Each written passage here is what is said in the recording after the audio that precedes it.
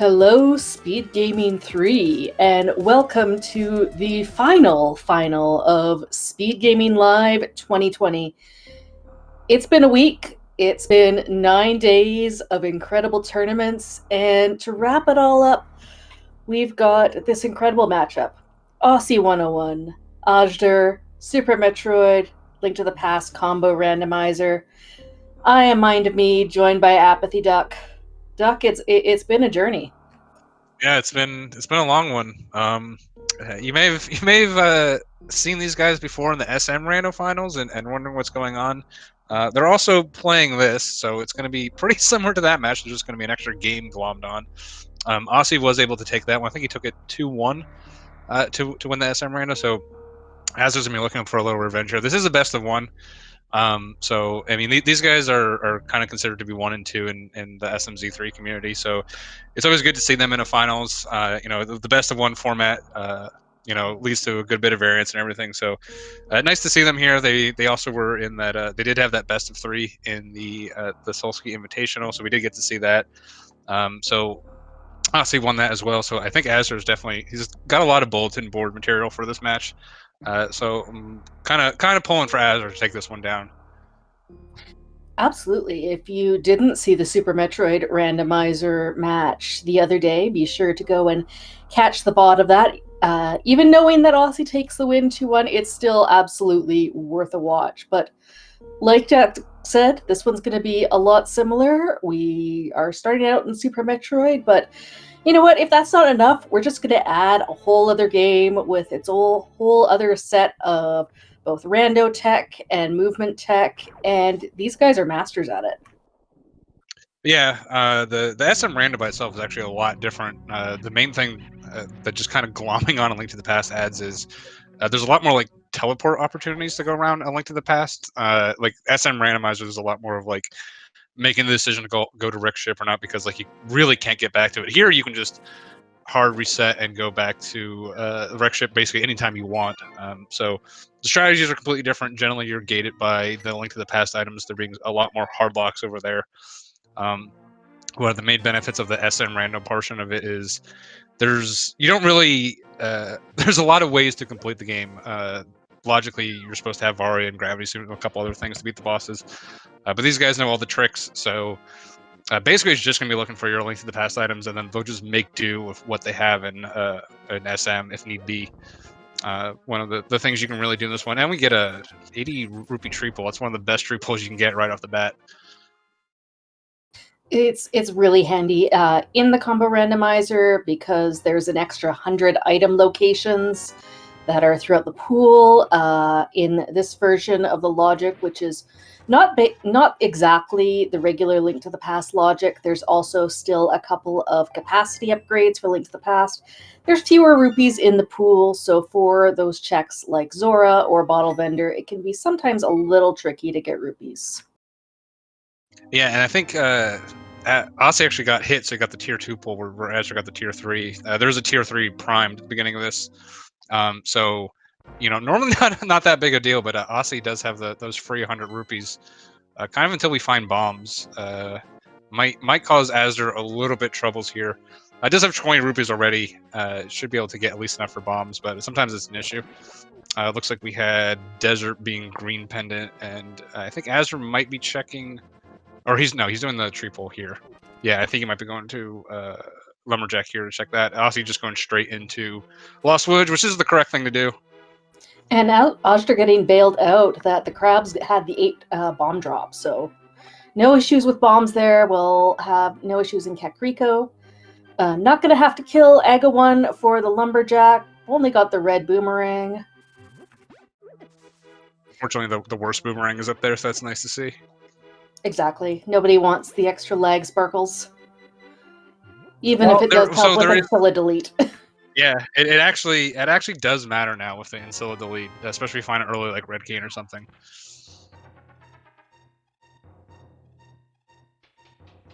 So we talked a lot about how these runners are similar. Both are very good at both Super Metroid and Link to the Past, as well as the randomizers of them both. What's different? What's going to set Aussie and azder apart in this race? God, I don't even know. Azer's got longer hair, I guess. I don't know. Like, they're just so similar. Like Azer's been running SM forever. He runs all the categories, runs all the rando. Ossie's like number 2 in RBO now. He's got a 117 and 100%. Azer's got, at least at one point, had the low percent or world record for a link to the past. Like, they're both really good. Ossie was in the AD tournament. Actually, they were both in the AD tournament. I think Ossie did a little better than that. He ended up with like a 112. It's just going to come down to who goes to the right place first. Like, that's really it. There's not a lot separating these two guys. So you're saying it's good all gonna come down to Rando being Rando? Yeah, more or less. I feel like Ossie tends to come out ahead more often than not. Maybe just maybe a little better routing overall or something. Azure known for making like home run plays. So if he has like a play like that, maybe go into an early Turtle Rock or something, that might be swinging it for him. So Azure either wins these by like an hour or loses them by 20 minutes. So I think tends to be the thing. Anyway, Blind's Hut gave us our first set of Super Metroid ammo, a pack of supers and a pack of power bombs, as well as flippers that are going to open up a couple extra checks in Link to the Past. And we are starting out with Spazer, which is the most useful beam to get early and less useful to get late. So they'll be happy to have that once they go back over to Super Metroid. Yeah, if they turn it on, a lot of times it's nice to have, but a lot of times you just don't even bother turning it on. Especially if you're gonna get like wave or something. Generally, a little bit you'll bother turning it on when you're doing something like maybe like a Ridley fight or something where you have charge beam as well. But it can be helpful, but half the time I leave it off if I get it in the Link to the Past, to be honest.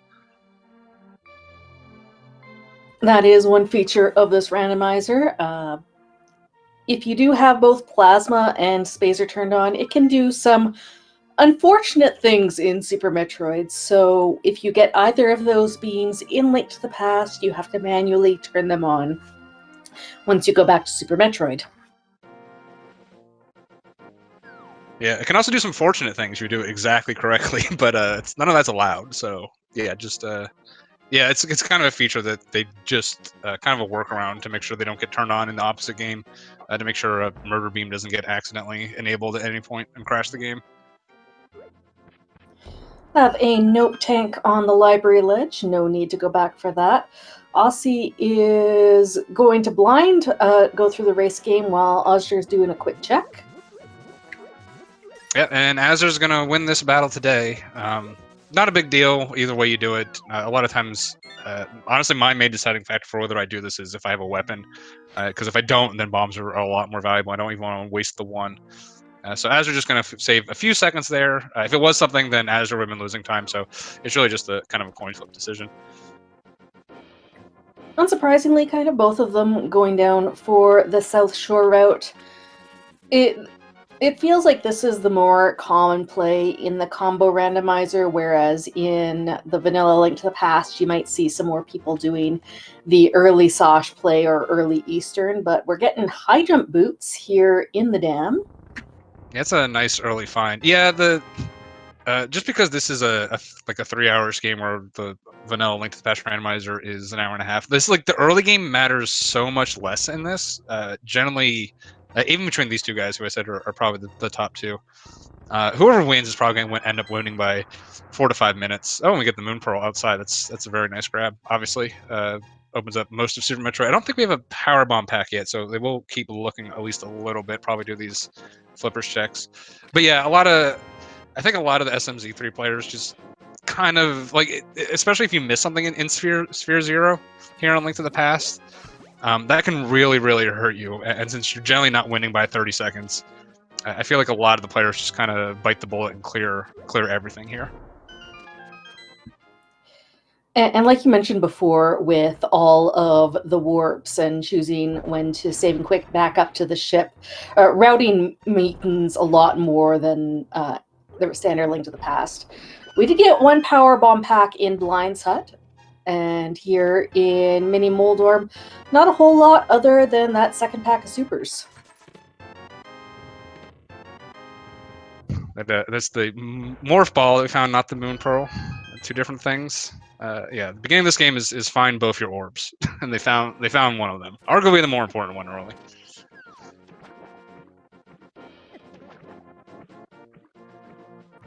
Okay, here we've got some divergence. Aussie is deciding to follow those flippers checks, while azder is following the morph ball.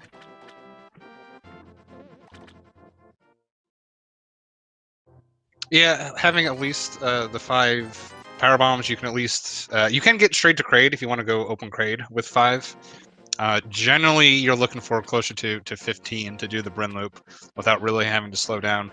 That one of the reasons why I kind of prefer opening Kraid. It gives me a couple more options to get some items for Brinstar, even potentially spiking like speed or something, which is the thing that you have to like double dip or Brinstar. But what I've seen from these guys recently, they've been kind of just beelining Brinstar. azder might be looking to do this in reverse. This is kind of a little bit of an interesting route from him. Yeah, starting with 235 missiles after Bomb Chorizo, which is our whole green rupee. Aussie took a quick look at Zora Ledge, seeing a pack of power bombs there, and is heading back over to the hobo. Yeah, almost surprising that that power bomb pack early. I know it's far, but I'd be tempted to grab that this early. You can see azder only has those 5 power bombs, and he is going to go. So if he doesn't find any down here, he's going to get real slowed down by having to farm. Oh, it does get the bow. That's really big. Probably see the dip right into Eastern then. Absolutely, we've got a clearable Crystal Eastern at this point, as well as another 3 items in the back of Sahashalas. As they're doing a quick peek at the back of Gauntlet, they've got double set of heart containers. He's not going to be interested in getting those, but then that does disincentivize the E-Tank Gauntlet item. Yeah, I think azder might have just been a little too aggressive here.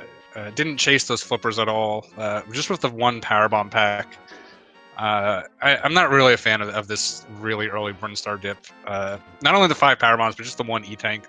You don't think Brinstar is that dangerous, but since the game intends you to come back this way after you've kind of done like an initial loop, all the side rooms that are behind power bombs do have like side hoppers and everything in them. Can actually be pretty dangerous. So he's gonna get slowed down a little bit being at 1 E-Tank here. His missiles and supers aren't too terrible though. And as azder does the mock ball to the Brinstar Reserve, Aussie finds that speed booster at the back of Sahashala, which will help him out once he's going back to Super Metroid. Yeah, and Aussie's spike speed there, that's really big. So if Aussie finds something in that waterway or criteria supers that azder ends up missing, that's going to be a giant advantage early. Granted, it's only 2 locations. azder didn't find anything in this early super area, which is also logically locked by speed. So we know that's not where it's pointing us to. Speed could also just lock in nothing. It could just be the fact that he has speed. But I mean, Aussie's got high jump and speed, if nothing else. Even if speed doesn't lock anything, that's a huge benefit to have early. Saw azder having to farm that fire flea for an additional power bomb to get down to Edakuns.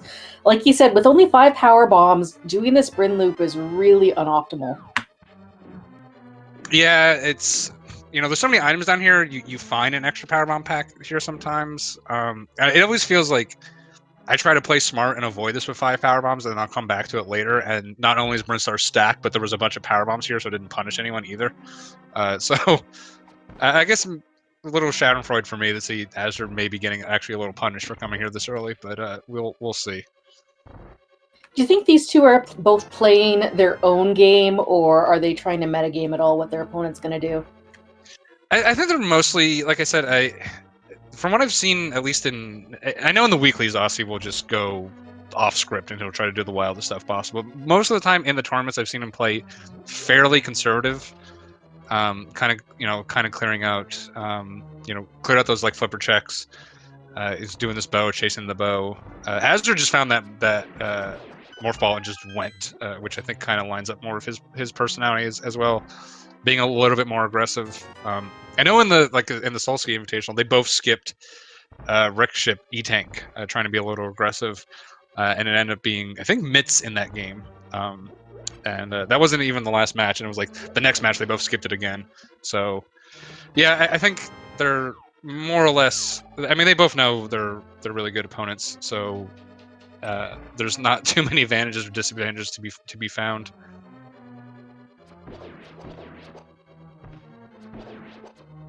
Aussie making his way through the dark rooms in Eastern. So, like we said, Eastern is clearable at this point, but any items that he finds will be out of logic without the lamp. Yeah, at least from this point, and he didn't find anything, items of note in the front. But I think the strongest play in this combo, there's just Unlinked to Past has more going on in it, and the dungeons are more hard locked by more items. I think like you need to kill, you need to do your 7 crystal dungeons, you need to do your 4 bosses. I think crystal dungeons end up being slightly more valuable than the bosses, especially with the SM bosses. Pretty much all of them, you can kill them without doing much around them. Like Fantoon, that he's in the front of his quote-unquote dungeon. Kraid, he's right by an elevator next to a portal. Dragon's right next to a portal. Ridley's really the hardest one to get to, and even like a go mode there, you can do a reverse or something. Whereas like the dungeons, since you're looking for that big key, you kind of end up clearing most of them. So anytime you can clear the crystal dungeon in this, I really think that's your priority one. Osse did spike that bow, and he's coming right here to clean it out. Not looking like, he's not going to get anything from it, but I think this is definitely makes a lot of sense to do. Azder finding the hook shot in Green Hill Zone, which actually gives him a pretty nice advantage that once he goes down into Norfair, he's going to have all of East Death Mountain open to him. Yeah, no, it depends on how Osse opens. If he goes straight to Kraid, if he does go through Brinstar first, which with having speed, he's a little bit more incentivized too. He'll also have that advantage. So we'll see what he picks. Again, I've seen Osse opening with the Brinstar loop a little bit more. You see, like the way Azure did it, he kind of isolated Retro Brinstar, and he's coming straight down to Norfair and this Kraid area first. It's I guess because he's at so low supers and power bombs, he skipped Kraid initially. Not even much skipping in high jump. Yeah. Yeah, well, he's skipping the actual high jump item, which is that's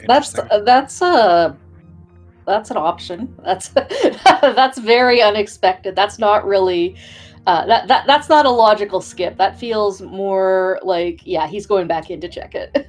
Yeah, he's out of power bombs. He is going to so he might end up just skipping it, but yeah, that's like I said, he's just coming in with so few power bombs to Super Metroid. Had to make a couple interesting calls there. I mean, Osse's still at 5. I wonder if he's going to be haunted by not picking up those power bombs on Zora Ledge. It would have been a trick to get him, but that wasn't power bombs. That was just regular bombs. Oh, I went to the pass bombs. Yeah, sorry. Oh, okay. Yeah, never mind. Okay, that makes a lot more sense. When you said regular ones, I thought you said morph bombs. I'm like, that makes even less sense then. Like... No, just a pack of blueberries. Okay,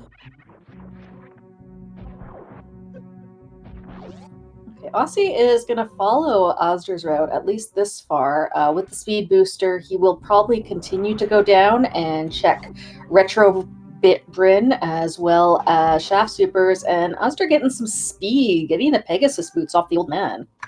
Yeah, they both have one of the speed upgrades. I mean, Osse's not gonna miss that. That old man save in this, especially before gloves or flute, is pretty much required because you want to be able to come back up here without having to go all the way back through Metroid. So one of the it's important in the regular Link to the Past randomizer to know that old man dark room. In this, it's absolutely critical, especially just doing it with absolutely no guide whatsoever, because you do not want to come up here and not get that save. It's a really important skill to have in this. Okay, Osse also doing the peek to the back of Gauntlet, seeing the double hearts. I'm both surprised and not surprised that Osse didn't go down to Retro Bryn. Number one, you definitely want 10 power bombs in order to full clear that area, and Azder finding the hammer in Paradox, so he'll be able to walk over to Tower of Hera, but we are potentially fire locked in there. Yeah, and Osse having speed coming back here gives him a couple more options to clear some of these items out. Using speed instead of the power bombs to clear it out. Plus, you'll be able to go down to Warway. And he can farm the caterpillars down there for a couple extra. So even though they have the same amount of power bombs, Ossie's gonna have a little bit easier time with this trip. And nothing else, just he's already got the top tier movement in this game, and probably will have it in A Link to the Past soon as well. Finding the other important item in Paradox being our fetch quest for the mushroom.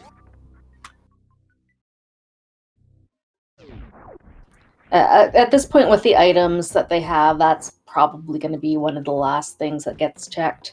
Especially now that azder has the hammer, might be looking for the Cane of Samaria to do a fake powder, but there's a flute on the floating island, so we're going to be needing Titan's Mitts and Dark World access with the mirror to get that.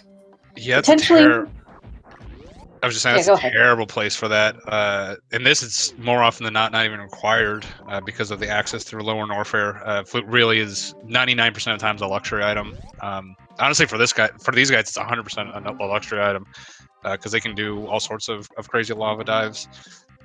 So yeah, that might not be required in the seed, so we might not be getting that to very late to make fast traveling around Link to the Past a little bit slower.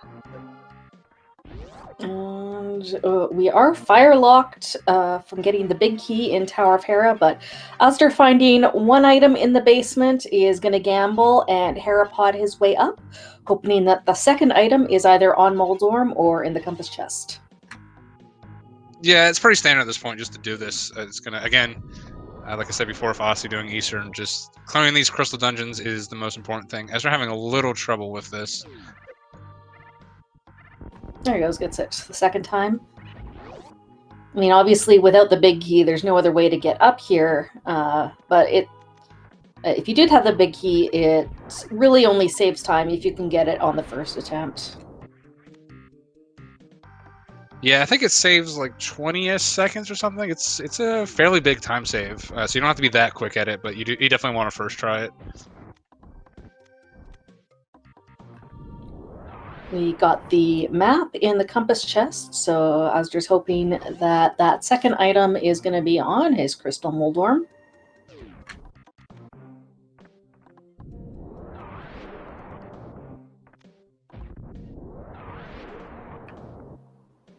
And then we find the item that azder missed behind the charge beam, which was the X-ray scope. And we'll get one more item here. Yeah, again, if this is something, this is going to be a giant benefit for Ossie.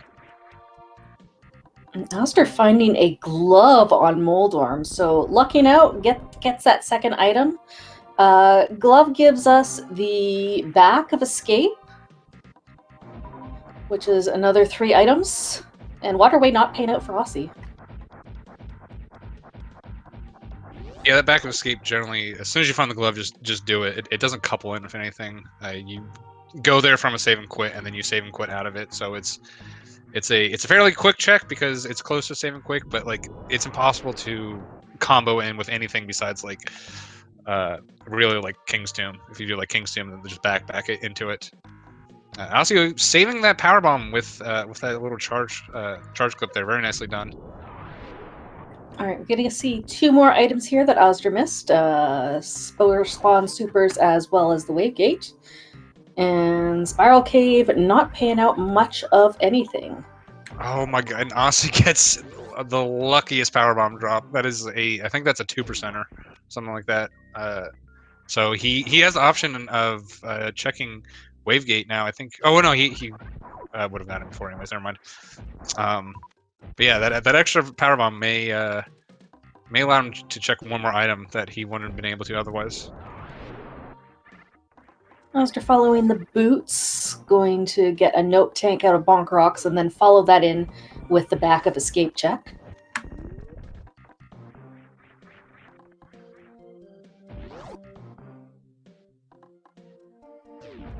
Yeah, pretty much everything azder skipped isn't going to bite him, so yeah, it's one of those things, like if you kind of are aggressive and you come here without power bombs, you end up skipping a bunch.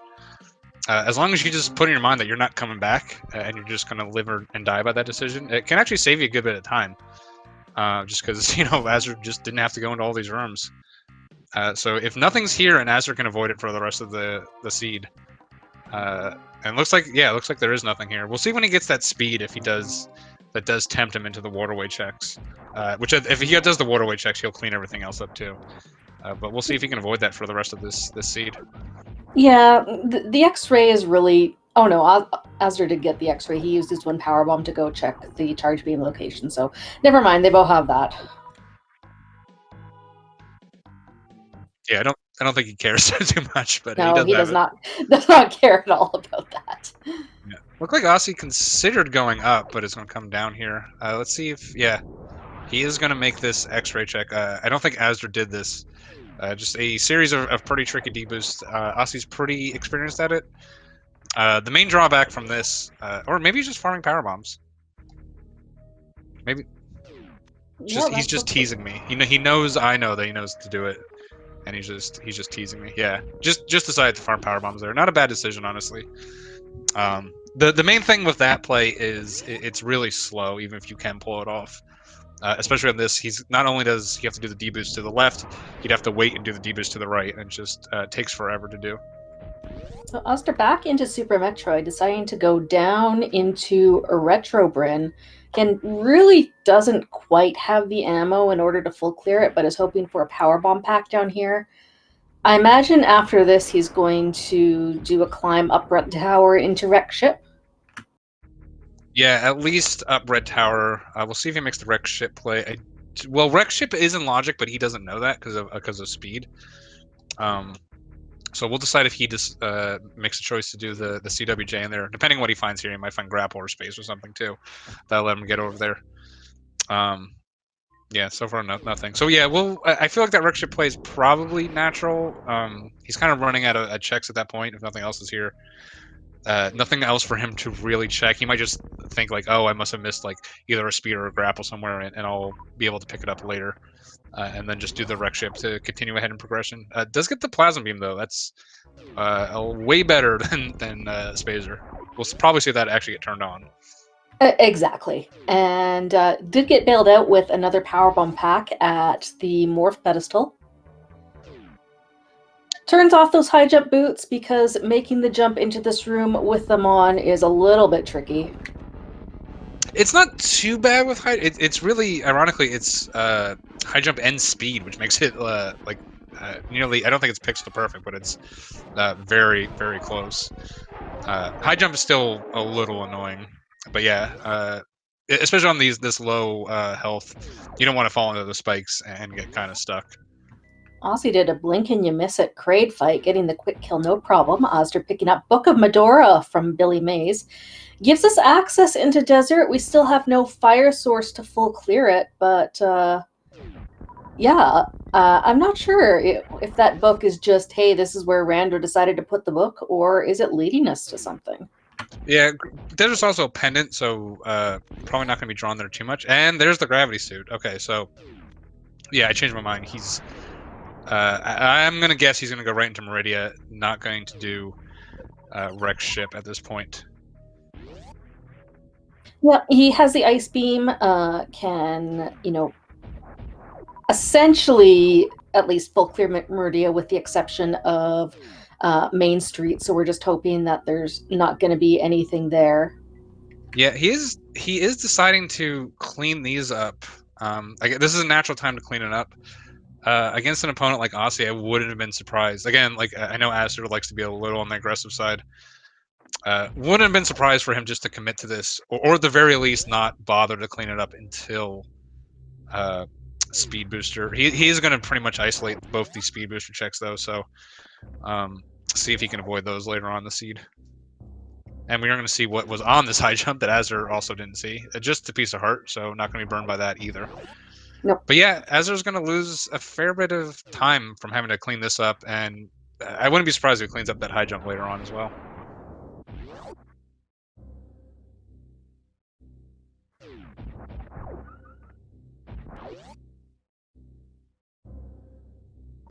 At the very least, with the high jump, it's not too bad. You're going to be through the Norfair Business Center, like 10 times in the seed.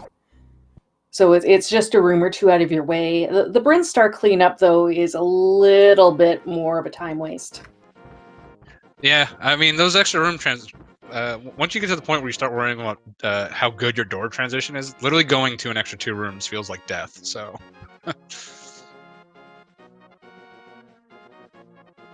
All right, also going to be doing those same checks of the mountain. We'll pick up that hammer and the Pegasus boots from the old man.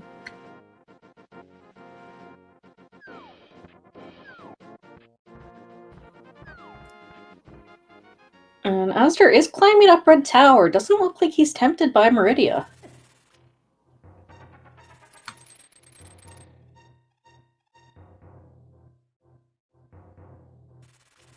It is possible that he's just climbing Red Tower and then will avoid the wreck ship, but I really doubt it.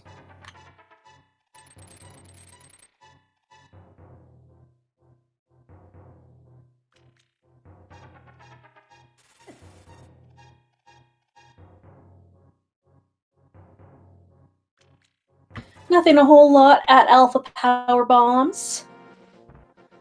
And Osse going to be very pleased by the footwear that the old man provides. Oh, azder proving me wrong coming up to this area with that gravity suit. He does have ice, so he can full clear 2 Dragon. He also has a glove and hammer, so if he does spike the Moon Pearl somewhere, he doesn't have to worry about Meridia being his Darkworld access, because as soon as he finds Moon Pearl, he has full Darkworld access anywhere. So yeah, definitely surprised he's not going to Meridia. Although, yeah. Now, here's a question: would he consider the reverse Forgotten Highway? No, absolutely not. Literally, no one has ever considered that ever at any point, any time, because it is incredibly slow.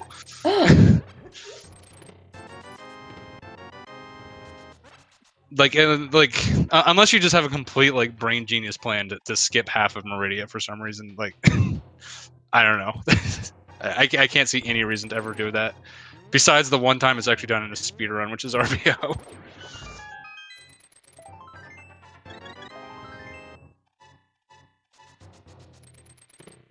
Alright, azder making his way into Wreck Ship. We still do have 2 outstanding fetch quests in Link to the Past. Picking up the Quake Medallion. We may or may not need that. We do have 2 pendants in the Dark Worlds. It's entirely possible that both Meyer and TR are the pendants.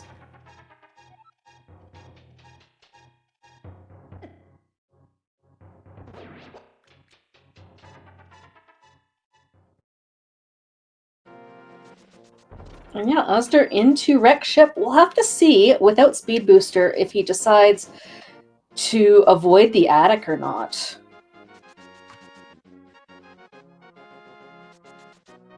He may just kill Phantoon, check the 2 super locations, and leave.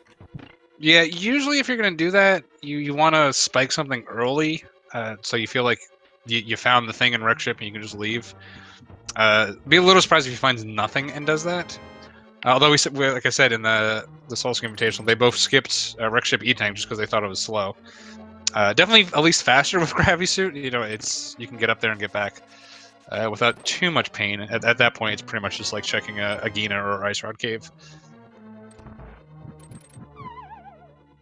I'm doing the quicker spin speed strat to get the Harapot as azder is going through his Phantoon fight.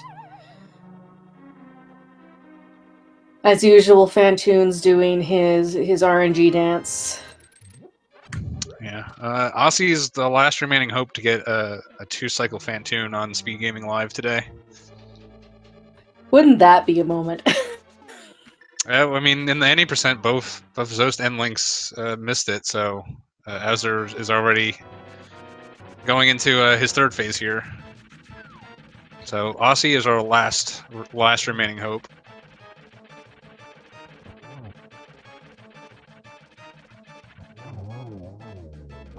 That's Phantoon fight. azder is not happy about it, unfortunately. No, I mean, it's an incredibly difficult fight to do, especially in rando. You got so much other stuff that you to think about. But it's really not a big deal here in a vanilla speedrun tournament. may make a little bit more of a difference, but here it's not going to make the difference. It's one of those things where if you and your opponent both do the exact same route, then maybe boss execution will make a difference. But yeah, in a 2.5, 3 hour speed run, it generally doesn't.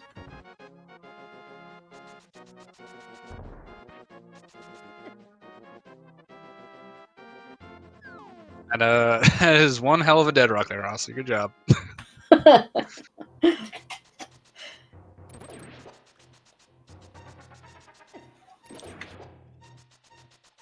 All right, right side supers is just a bomb capacity upgrade.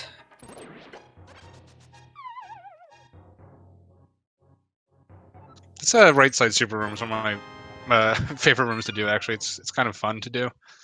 As we're doing a pretty good job of it there. Doesn't have speed though, so it's a little awkward for him compared to like a normal hundo strat. And left side super is also nil, and azder making his way to the E-tank. No safety save. So is committing his way to walking out of here. But the spikes still do a heck of a lot of damage. Yeah, Spiky called Spiky Room of Death for a reason.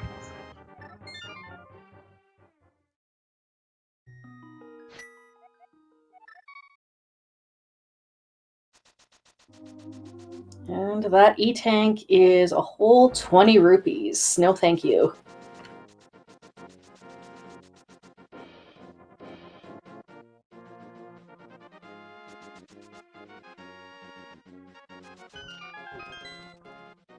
Osse with just the slightly, and I mean very slightly less efficient route doing doing Sanctuary then Bonk Rocks.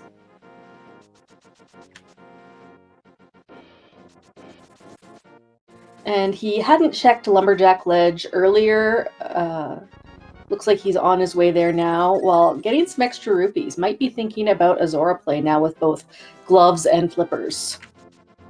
Yeah, it's always nice to be able to check this with boots, but when you don't have a sword, it doesn't actually help you that much because all these bushes that are in your way. It's the news about the red boomerang. Gonna save him quit. Yeah, he might be thinking about cleaning up that. I mean, that Zora play is just off by itself. He still has retro where that gravity suit is. He still has to him wreck ship actually is in logic. It wasn't for azder too. I'm pretty sure high jump and gravity puts wreck ship in logic. Yeah, it does. So yeah, it's in logic for both of them. So we'll see what Osse decides. It looks like he's gonna clean up this this gauntlet check. He did do the back already, so he might just be resetting right out of here if it's nothing. That makes perfect sense. Attic was just a pile of rupees.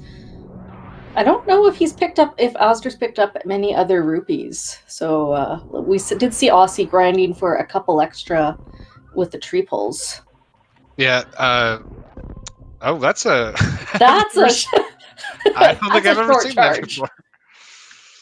And yeah, middle gauntlet was nothing. Osse resetting out and showing us some new tech. I don't think I've ever seen that short charge there. Oh, and there's a sword. Ooh. That is terrible for azder.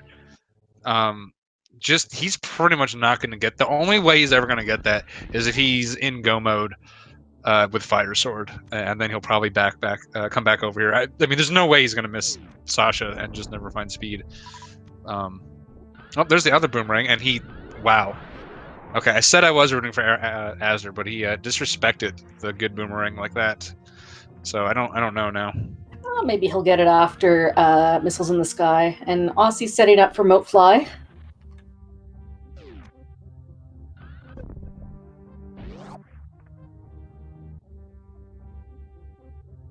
And we get Supers in the Sky.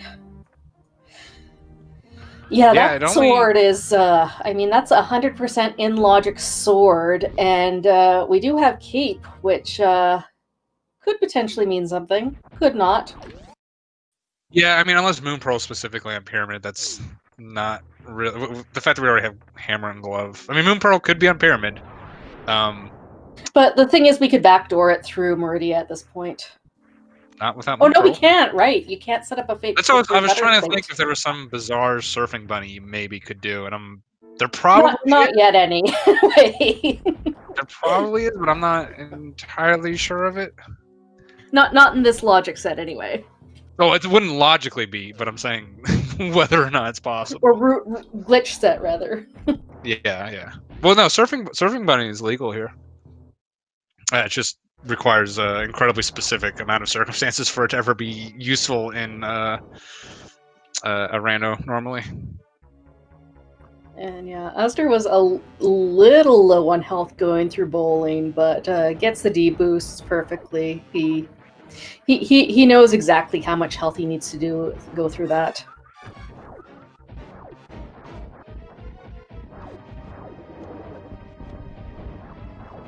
Two more checks for azder and wreck ship.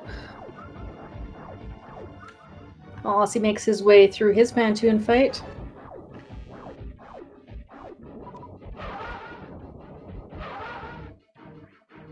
Yeah, one day I'll see the revive into Misery Mire in a randomizer, and it'll be the greatest day of my life. Oh man, wouldn't that be the day? And only a sword in wreck ship that azder was not able to get due to not having the speed booster from the back of Sahasrara. That sword could theoretically lock all the other swords, but it's very unlikely. Yeah, I mean, it's just gonna be, he's gonna be, well, I mean, first of all, it's not guaranteed Osse's gonna get that. If Osse decides to kind of turn on the turbojets here, he may just skip it. Although he doesn't see, I feel like Osse's gonna full clear this. He doesn't know about gravity yet, and is kind of running out of places to clear. So really, his only choice is like he would do retro, and if that's empty, he would come right back here. So I suspect he's going to full clear wreck ship, but technically he could miss that sword as well. We'll see how aggressive he decides to be, but with everything being empty, I suspect we're going to end up seeing him get that. Meanwhile, I assume azder is probably now heading into Meridia. Again, a little surprised we didn't see Meridia originally after that gravity suit. I guess to him, both Meridia and wreck ship got put in logic with that, but and he just made the one decision to go over there. I guess in azder's mind, Dragon's not logically in right now, although he can get there with Ice Beam. But we know it is logically in with Osse's Speed Booster. There are a couple other checks that are available. azder obviously hasn't done any of the eastern area. That's, he doesn't know that Bow's on Hobo, but it's potentially 6 items right there. We still have Hyrule Castle, which is another 3 items because we haven't found the map or the key yet. Yeah, I expect azder is going to probably clean up those flipper checks sooner than later. I think he was avoiding them earlier because he didn't have enough money and wanted to do Zora. Like he didn't want to orphan Zora. I would say it's not really going to bite him. Well, I guess it's going to bite him from the fact that if he got the bow, it would have driven him to Eastern, which would have gotten him the speed booster. But like technically, that bow doesn't get you anything. But it's for a player of this randomizer, that bow drew Osse over to Eastern and netted him the speed booster, which is really right now is a big help for Osse. azder going to do a little bit of a heck run, checking Crumble Tower and Ice. Again, not in logic in these settings, and even if we were playing hard mode, would only be in logic with, I guess, 3 tanks. He's got 1 reserve and 2 tanks, so. Oh, to get through bowling alley, yeah, I think it's 3 tanks, yeah. So should be fully in logic at this point. Although the thing of like E-tank logic is like you just always assume there's another one out there somewhere that you missed, no matter how bizarre of a location is. azder does get that fire rod, I believe. Yeah, out of logic fire rod. That's a very nice grab. Very common sequence break to do for runners of this skill level. Just pretty easy to come in and dip in here and grab that.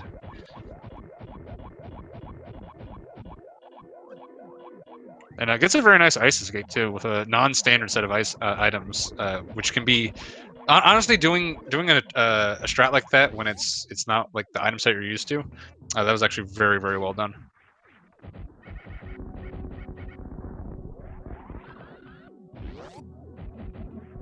All right, azder on his way to Kraid. We've already seen these items before from Aussie, and Aussie will go and is actually peeking this item rather than just blindly pulling it. Might be a little bit concerned about his health after bowling, but sees that sword and he knows, yeah, I need that. Yeah, he should. I mean, he'll have plenty of health, especially if he gets the bowling's work. I think mostly, and gets the normal hundo strat. Always nice to be able to do that in randomizer. So really, That okay, Aussie picks up the boomerang like a good boy. I'm now fully on Team Aussie.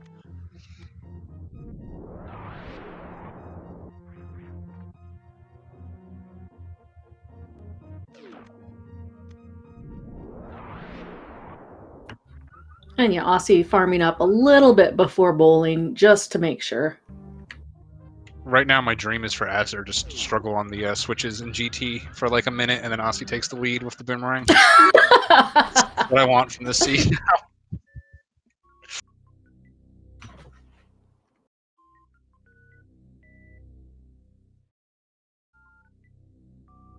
That's true. Tracy is pointing out azder again was the world record holder in actual low percent at one point, so pretty comfortable without that blue boomerang. But I feel like not having it should make you appreciate it more, and I'm still upset by the disrespect.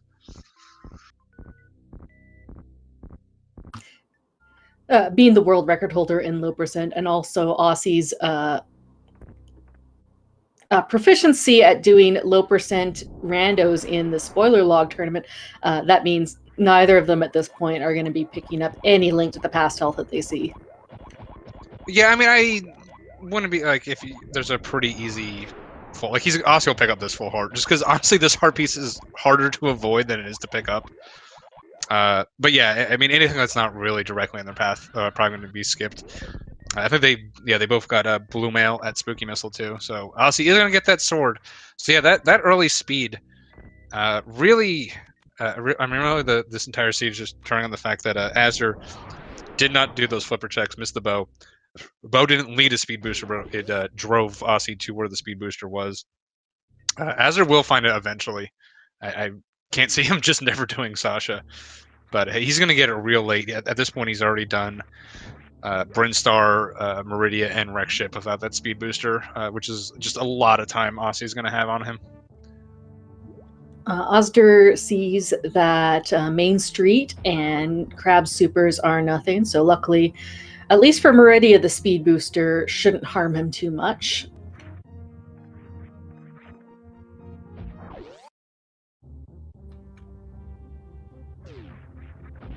Yeah. Meanwhile, we're still kind of on this hunt for Moon Pearl. Really wouldn't be surprised to see it turn up in Meridia here. And if it does, azder's going to be kind of drawn to Darkworld at that point. Once we get to Darkworld, if Pod is a crystal, that's going to be another thing in Aussie's advantage, that he'll have access to Pod right away. Doesn't have that fire rod yet, so his Pod will be a little bit more difficult, but should be able to do it.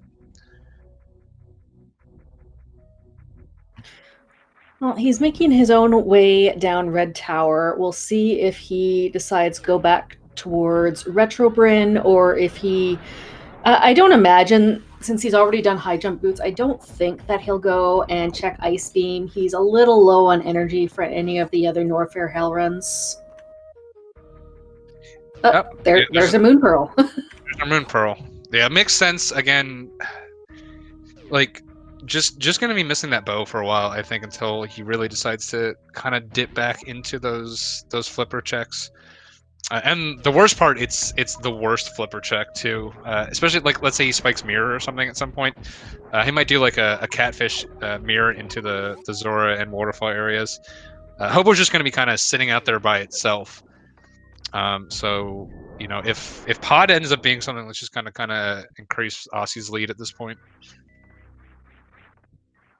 Aussie did take a save down Red Tower. It looks like he might be ready to go and do X-Ray and potentially save Scummit if it's nothing important rather than risking the death across there.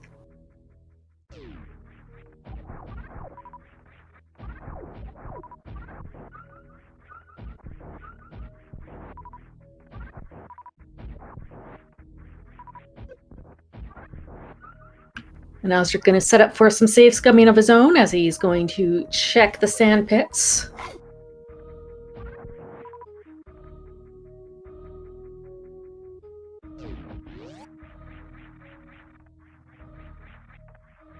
With a quick little bit of snail manipulation to take a look at the aqueduct items. Yeah, again, in logic, not that azder knows that, but these items will be in logic. If he does find something, might give him a hint that he should have gotten that speed booster at some point, if the sword already didn't give him that hint.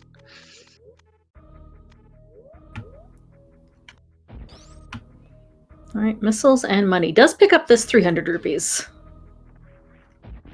Yeah, especially pre-Zora, if you see 300 rupees, especially if you're not keeping very accurate track of your rupees, just grab them. The supers are nice too. Anytime you're pre-30 supers, which is kind of the magic number for Ridley.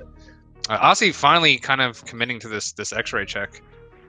Yeah, he was having a little bit of trouble with getting the waiver pattern for the D-boost. Yeah, I think the big thing now, because, well, I guess he had ice before too, but it does, if he does fail it at the very end, he could freeze one of the waivers and get up here, kind of as a backup. Nothing here today. He's probably gonna have to wait for these waivers on the way back. You can see what I was talking about before, where this just ends up being a very slow check. Now, Azder laughing a little bit, seeing 2 E-tanks in the sand pit. I wonder if post-Meridia he might pick those up and think about doing a little bit of hell running in Norfair. Yeah, maybe, like, probably a bit early for that. He does have, the thing is he's got Darkhold access, so I really don't think he's gonna pull that off. I feel like the main reason to hell run in normal logic is to try to break like an Aga or something that's pretty nasty, or you just end up doing it like much later in the seed and look to hell run the entire thing, including lower Norfair, and just completely bypass that Varia suit. Gravity or grapple in the left sand pit, pretty annoying. Does put Shack Tool in logic with high jump boots. Yeah, well, he was laughing at the double E-tanks. There was a little bit of a nod of resignation there, seeing the grapple while he resets that out. Yeah, I think for azder, really that just tells him it's in logic. He's not going to bother with it. He does have ice already. If he decides to check that, I think he might just do it after Dragon, and then just ice clip to Shack Tool instead of bothering with the grapple there. And Osse is going to go and make his way to Retro Bryn. Will get that gravity suit and probably follow Azder into Meridia, get his Dark World access. Yeah, we might just see Osse turn right around and go right back to Meridia after grabbing this. Probably finish the rest of Retro off, but he might just pop right back out and go down to Meridia.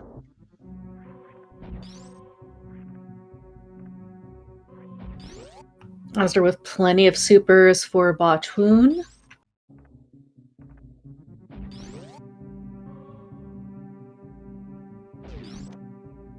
And we've got a vanilla E-tank post Botwoon.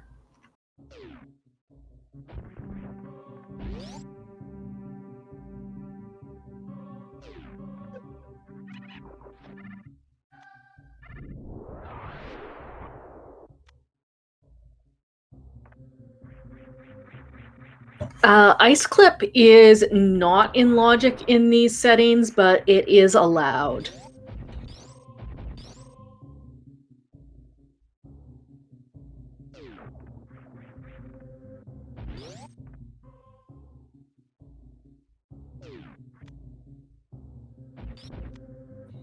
All right, Azder making his way over to Dragon. Taking a look at Precious Missiles, being a pack of supers. We'll definitely take those without having Charge Beam right now. And because ammo is going to be Azder's really only option to kill Dragon at this point without Grapple Beam. He does have Plasma, but ammo is probably the preferred option. No Speed Booster either for Spark Strats.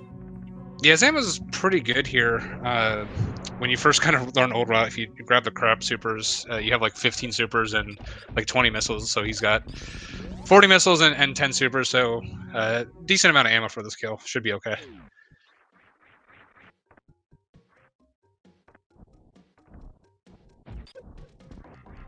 Azder, of course, also running low percent in SM as well. So where you do a even lower ammo kill than this. So pretty well versed in it. I don't expect any troubles here.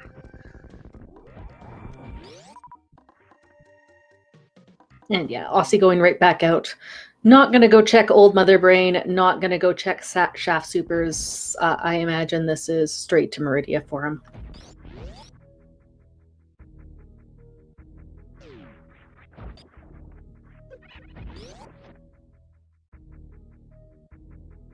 And that is Dragon down for Azder. That is 3 of the SM bosses down.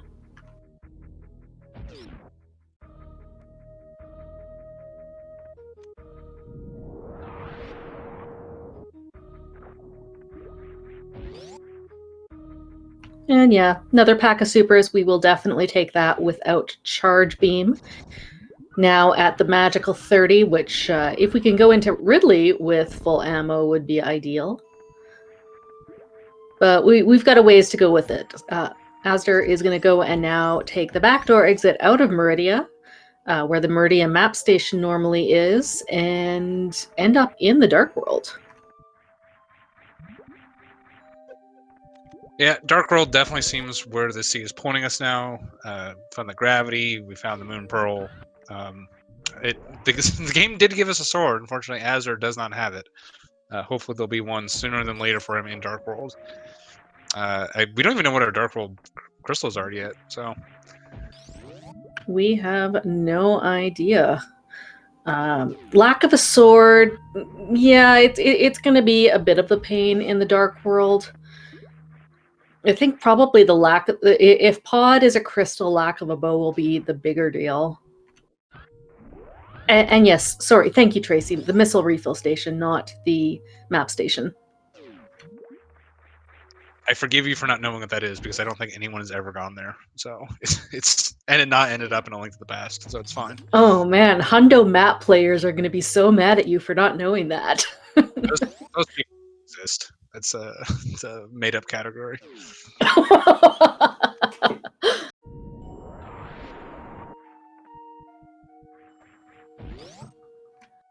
All right, Azder, into the Dark World, gonna do our map check. We've got crystals at Skullwoods and Pod, which is kind of good for Azder. He doesn't need to worry about clearing those dungeons.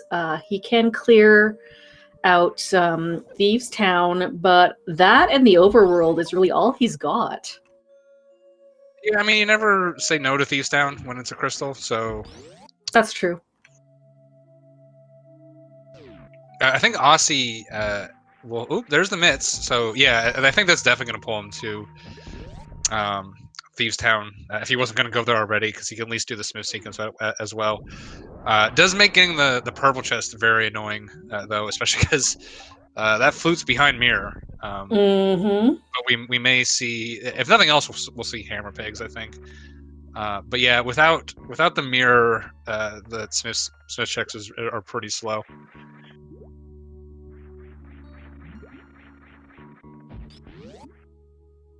All right, whole lot of nothing at King's Tomb. Also going to be doing the intended strats to Botwoon using that speed booster.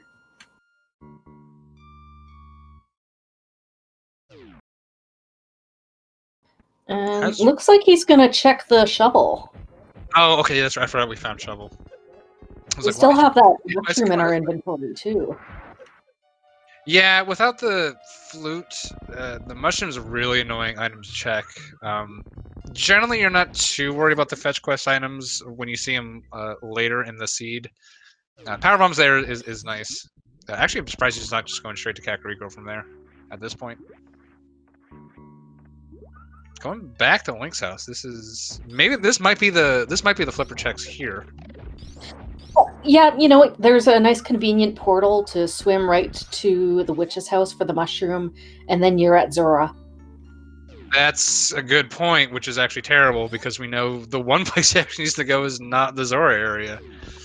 He may end up abandoning this hobo check pretty hard, which is going to be unfortunate for him. At this point, he's kind of already paid the price for missing speed.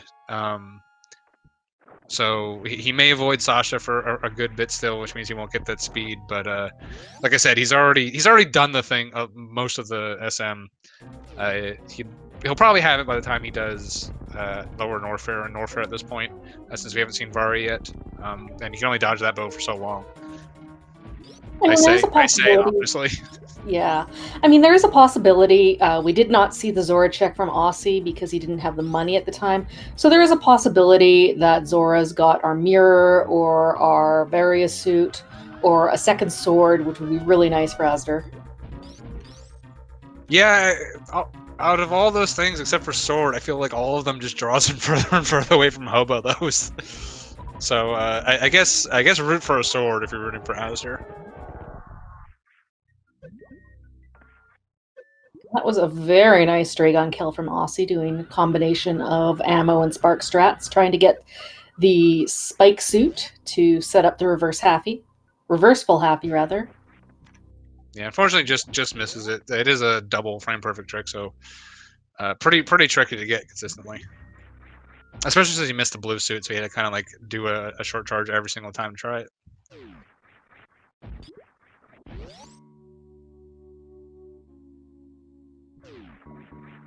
Well, that technically helps Azder, I guess, in the most unhelpful of ways. He can play more recklessly, I guess. I don't even know how, if he knows how. Yeah. No. I'm pretty sure low percent is just ingrained in his brain at this point.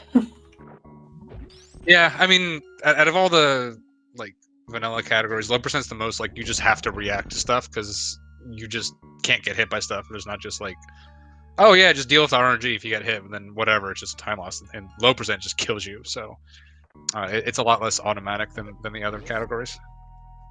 All right, Azder's really hoping for a mirroring one of these 6 checks here. And if you're cheering for Azder, you're probably hoping for a mirror too, because that means that he's more likely to go and check Hobo via the mirror portal if he's doing something like a pyramid check or, dipping pendant pod without a bow. At this point, I don't. Well, mirror, well, but the wrong type. I guess, he does have Mitz already. He's got Fire Rod. At this point, just avoiding Ice Palace because he doesn't have any sword, and of course, it always becomes more attractive with Candace Mari at this point. But yeah, I feel like Ice Palace is the most natural time to clean up Hobo at this point, especially if he does have Mirror, because then he can do it afterwards. Otherwise, you have to do it before. That is a good point. I completely forgot that, yeah, Ice Palace is an option. It's a clearable crystal. No Samaria for Icebreaker, and there's our first bottle. Yeah, it may actually be logically not doable right now. Sometimes it does actually require Samaria, but that's always breakable with IPBG. Ice Palace Bomb Jump, excuse me. I can't even say anymore. It's like so unused now with Icebreaker. I forget, completely forgot about it. There's always NMG.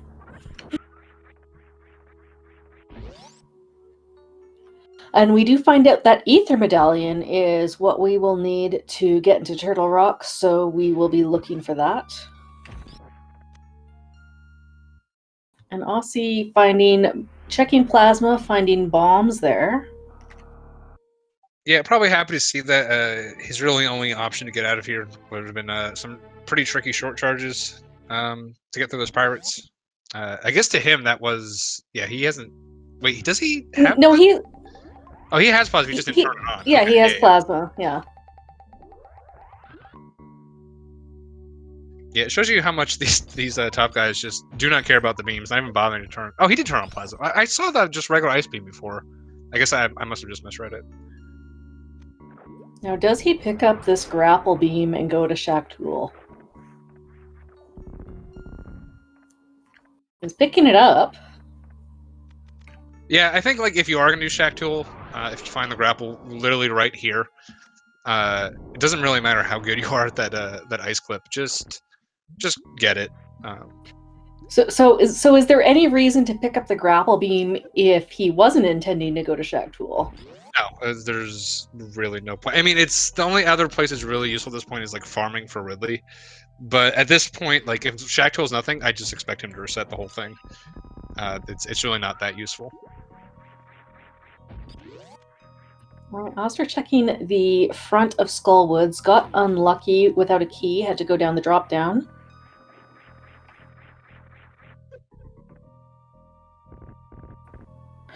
Could check the one bridge chest in the back, but without a sword cannot make his way to Mothula.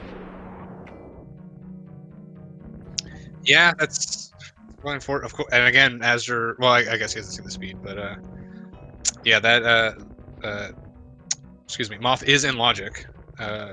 So hopefully, yeah, hopefully azder gets out of this not having a sword hell sooner than later. It's always annoying. Honestly, in this situation, I'd forget about the sword requirement, just go back to Moth anyway. So let's hope azder at least avoids that. Are you surprised that he is checking Skullwoods, pendant Skullwoods without a sword before clearing Crystal Thieves Town? Yeah, I mean, I don't like. I mean, some people just will do front of skull woods no matter what. They're like, oh, it's just like it's basically overworld checks. But like to me, like these chests because they can be dungeon items are less valuable than any other chest, anyways, and they're pretty slow. So I always hate them. But it did turn out to be a big thing in the maniacal and Solsky race. There was a fire rod back here specifically, which was really bad, and ended up being the turning point. But yeah, with I mean, blind is pretty bad with without a sword. azder might be forgetting about the sword requirement. I'm pretty sure. Yeah, he's forgotten about the sword requirement. He's going. Or, I mean, I don't think he's found any items yet. So there's either a. Yeah, sorry. He could just be checking just this one. You're right. Yeah, I think that's what he's doing, and he got the big key. So there's either. I think there might be a dungeon item either on Moth or in the big chest. Okay, so our yeah.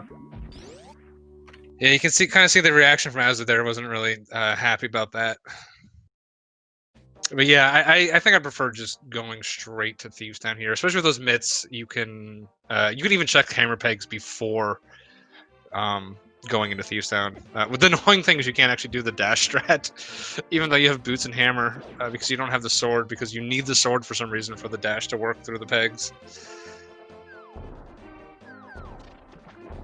Okay, Aussie not saving and quitting. Looks like he is going to do possibly like Catfish to Pyramid and then do the south route. Well, Aussie has the bow, so he might be thinking pod right here. Pendant Although pod? it is a pendant, right? So maybe not. Yeah. So he might just be thinking the south route here. You might be correct, or just at least cross off Catfish, so you don't have to worry about it again. And might oh no, we don't have mirror. I was thinking, yeah, go and do that Zora that he abandoned. The one item that we found in Skullwoods was just a missile pack. Yeah, I mean that might be a reason not to do Catfish here. Abandon Zora a little bit less, although it does get those silvers. Those are nice to have, although definitely not required for either one of these guys. Basically, it's just going to save Aussie a straight 40 seconds here. Although if we are really short on swords, it's definitely a big thing to have in Misery Mire if you're just on Fire Sword Seal. Oh, absolutely. All right, getting some new checks from azder. Finally into Village of Outcasts.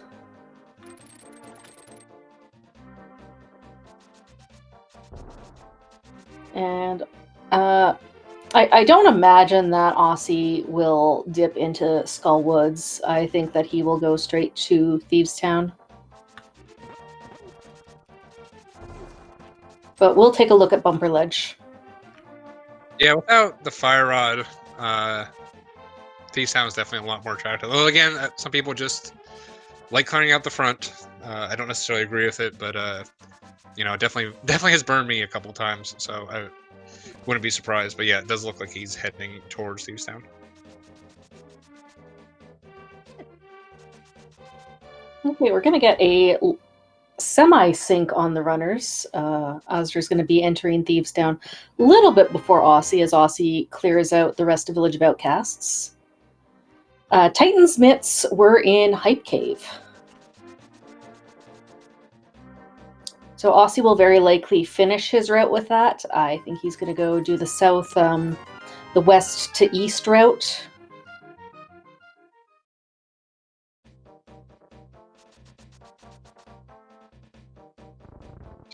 Yeah, Azer's best hope right now is something at hammer pegs, because again he'll likely check those. I don't think he did it already, which is a little surprising. If I didn't have a sword yet, I'd be clearing out all of Village Outcast and anything kind of close by it, trying to spike a sword before coming back in here.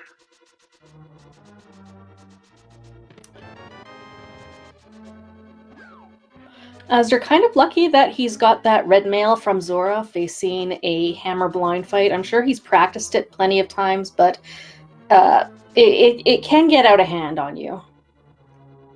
I don't know if he's practiced it that much. I'm sure he's comfortable with it, but not really something you sit down to practice all that often.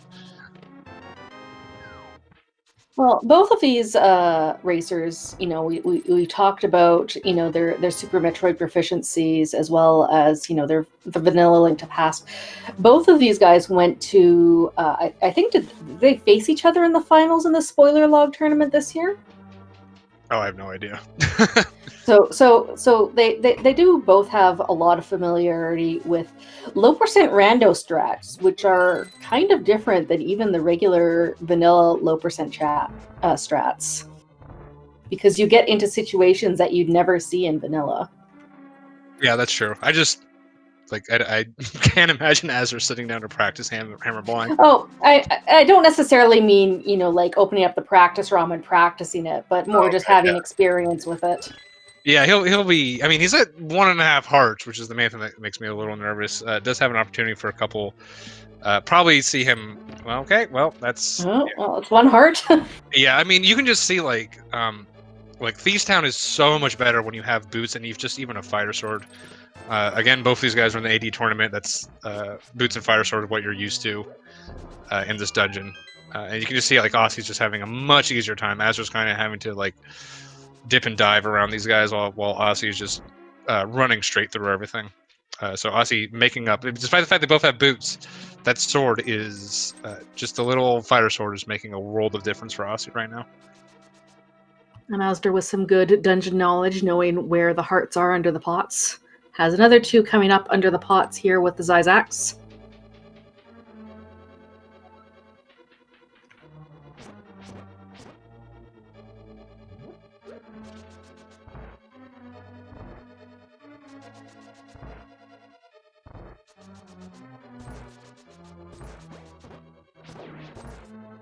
And I have not kept track of items at all, but I'm assuming that there is... Okay, yeah, we're still missing... It looks like the map is on blind. Yeah, I'm terrible at keeping track of items and dungeons when I'm commentating. I'm more just looking at the overall stuff. I caught a quick menu from Osse as he swapped over to Hammer, which is another reason why not having quick swap is great, because you get a chance to just kind of peek at the players' menus as they swap items. Yes. Keep talking about how not quick swap is good. Thank you. I appreciate it. All right, here we go. Hammer blind fight for Azder. You can get the first phase pretty much the exact same script as the sword fight. Like, there is a script for hammer fight, but like I said, it can get out of hand quite easy, but difficult, or quite quickly. But red mail, mirror shield, he's got no issues there. Oh, and he's got the cape. Yeah. Well, the cape is nice. Not really gonna. Yeah, it's not gonna help that much. Looks like he is gonna. Ooh, I might have cursed him. Oh, pulled it out. Yeah. But yeah, you can see like he's relieved right there. Yeah, you can see like Azure just relieved, Osse just bored because of that fight. But yeah, you can see it just that sword. Again, these guys are more or less equal in Link to the Past, like just actual speedrunning, I'd say. And Ozzy just able to pass azder in that dungeon just off the back of having that sword. Just makes it a lot easier and more straightforward. Okay, azder is... Looks like he was debating whether or not to do dig game before hammer pegs, but looks like he is going to do hammer pegs, then dig game, then probably pick up the smith to finish up his south route. Yeah, without the mirror, this makes sense. I'm not entirely sure he's going to pick up smith because he doesn't have a flute or anything. You have to walk all the way back here to hand him in. So azder's best bet for paying off these myths before Aussie is for it to be right here. And unfortunately, just a missile. Aussie is going to get spring ball though. Azder will probably get that soon as well. Azder, remembering, doesn't have mirror, so can't check anything up there. But then, other than that, azder could dip into pod. He could do pyramid ledge, but I think probably the most likely thing will be Ice Palace. And considering that azder will also get that Cane of Samaria from Stumpy, that's the place where he's going to go next. Yeah, I mean, you really don't want to do swordless Ice Palace. It's really annoying. He does have red mail. He'll have the fire rod. Like if he could get a green, honestly, I wouldn't. This would be the one time I'd be like, hey, you should go to the waterfall ferry and get a green potion because, yeah, not. I mean, he can definitely do it. It's just that it's slow. Players of the skill level, I'm never worried about like, oh, they're gonna die. It's it's just how slow it is. All right, Aussie gets his Titans, and azder in the light world. I imagine this is probably Ice Palace, but it could be the eastern area. Nope, Ice Palace. Maybe Hobo first. Yeah, he's gonna probably grab him this red potion. Yep. Not quite as good as a green potion probably in this situation. Just because of that. If you could just fire rod cold stare down, it's not too bad. Yeah, and unfortunately, like I said, the best time to do Hobo was with Ice Palace. Without the mirror, you have to do it first. It looks like he's just going to be skipping that. Another bottle for Aussie's first bottle there on Pyramid Ledge. Doesn't have that fire rod from the Ice Beam room. Looks like Aussie might be making this pod play. Okay. Pendant pod, that's... I mean, he does still have Dark Death Mountain. That's still an option for him. But I think he doesn't want to go up there without mirror. Yeah, that's true. The other thing that should be noted, what azder is doing is out of logic because the fire rod was behind Varia at Ice Beam. So this isn't in logic. The fire rod could, if the Varia is very late in logic, this is also going to be very late in logic, and it's not really going to pay off for azder. I mean, the only thing that could really be in here, I mean, the mirror. I mean, what are we even missing? We're missing mirror, and ice rod, and then ether. Ether and maybe Bombos for Meyer. Yeah, maybe Bombos. Yeah, so we're not missing a lot. So Varia at this point, Varia basically is late in the logic because there's only a handful of things that can possibly be behind it. Fire Rod being one of them. Yeah. I mean, in terms of checks, we haven't seen. We still have the front of Hyrule Castle. We still have Agina. Do they have the book? I can't quite remember. They do have the book. So we have Desert. Yeah, I mean, Desert with the green pendant, so it's not all that attractive. I mean, I don't think this is necessarily a bad idea from azder. He has that fire rod. Probably assuming Aussie has it as well. He has the red cane, so he can do Icebreaker. Really, the only thing that's slowing him down in this Ice Palace is not having any sword whatsoever, which is to be minimized here. But not a bad play, but like I don't. This feels like it's not really going to yield much. Varia obviously can't be here, so it's like, is there that many spheres left behind Varia at this point? Yeah. But you know what? I think Desert is a good play because right now it's 5 items. It's Agina, it's Desert Ledge, It's the 2 in desert, and it's the green pendant. Yeah, it's a good point. It's not. I mean, so is Pod, right? Pod's 5 items as well. So Yeah. I understand Osse coming here. Well, I guess it's not 5 items for Alcy because he still doesn't have a fire source. So Yeah, that's a good point. It could only be 3 items for him if Lamo has an item. You know, at some point, Osse might start thinking about hell runs. I don't really know what their entire ammo or E-tank count is. It's certainly not good enough where they can hell run lower Norfair, but they could definitely do an upper Norfair hell run, especially with speed booster for Osse. Makes it really easy to get over to upper Norfair and Kraid, or not Kraid, Croc. I know he picked up one of the double E tanks in the sand pit, but he might have lost that after he reset Shack Tool. Yeah, I think he reset it. Because he reset it plasma too. So yeah, he reset after both of those loops. And azder low on magic. Does need a full bar in order to take care of Cold Stare. Is just like a pixel short. I think there's a magic pot in the next room. There's 2. So yeah, he's fine. Yeah, both these pots, the pot to the left too, also has a magic refill. Only 4 hearts. He does have that red potion. I believe Cold Stare is 2 hearts on red mail. I know it's 3 on blue, 4 of green. I'm not a mail damage expert. I know all the vanilla ones, and then I just take my mails as it being less. So Osse showing off a nice feature of the combo randomizer that if you're in a dark room without the lamp, you get a nice light cone that actually shows you the item that you picked up. So you don't, wander around with Titan's mitts in your inventory for half an hour without realizing it. yeah, I remember talking to Total. I think the auto tracking conversation came up. Like everyone was like, "Well, the advantage is you can see things in dark rooms." He's like, "Oh, why don't I just turn the light code on?" And everyone's like, "Yeah, why don't you just turn the light code on?" It's just felt like such an obvious solution to a problem. So yeah, it just makes everything easier. I think the vanilla randomizer implemented like a much more complicated solution to it. But there's the mirror. Wow, that is a huge find. Like I was saying, I didn't think it was too likely anything was going to be in here. That is full swamp access. So we may see now again.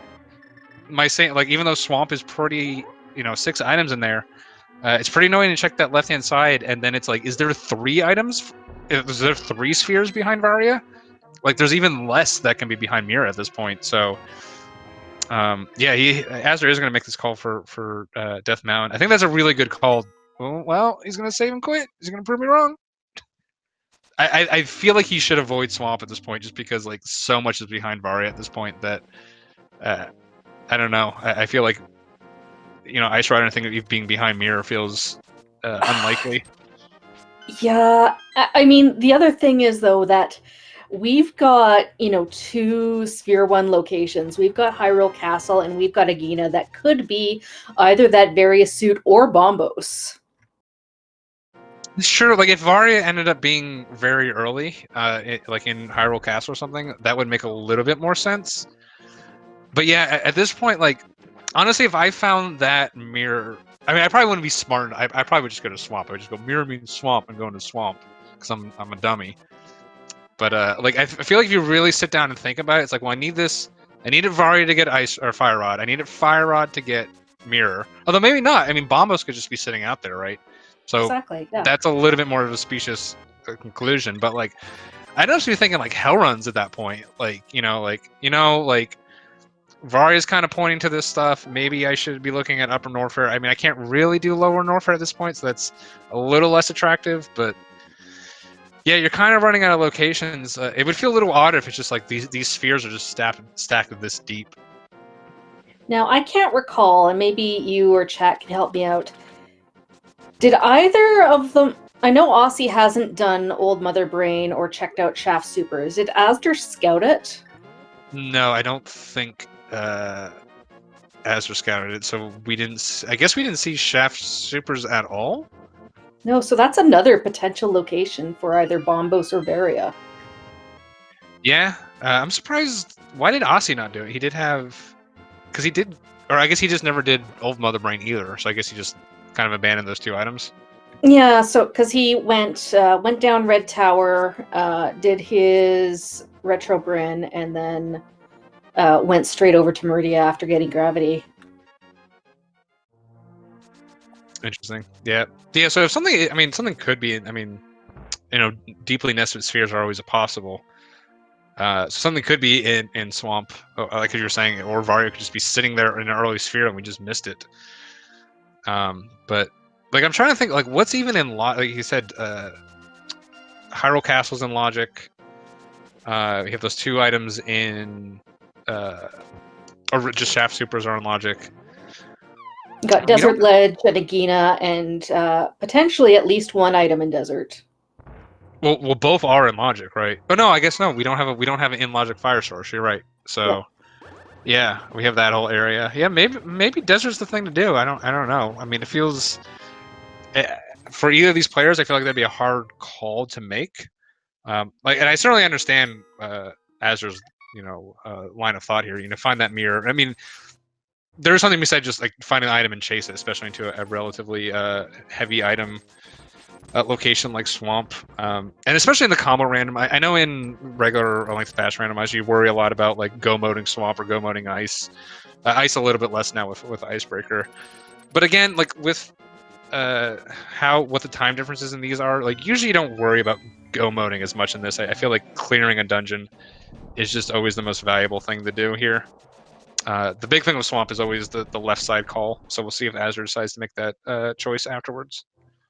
Oh, so we've got an interesting thing pointed out by chat that our first glove, who was on Moldorm with the big key in the basement, that's Firelock. Yeah.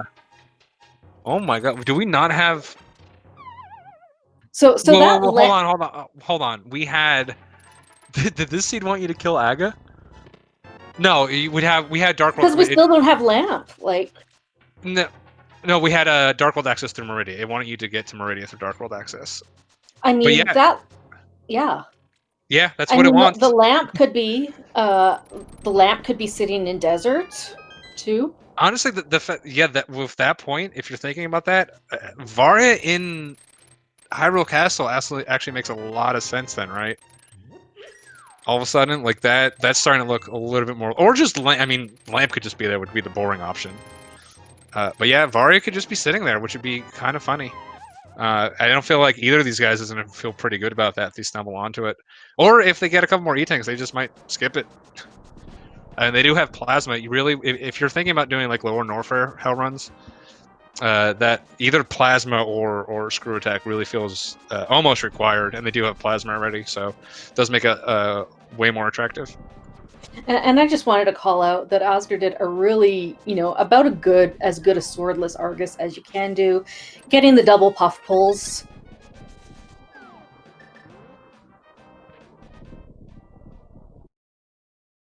Yeah, it kind of turns it into a RPG fight there. Just have to keep menuing and going back and forth. It's always going to be a pretty slow fight, but yeah, Azure does a very good job with it. And once again, I completely did not count items. Azur's going back in, so there must be at least something on left side.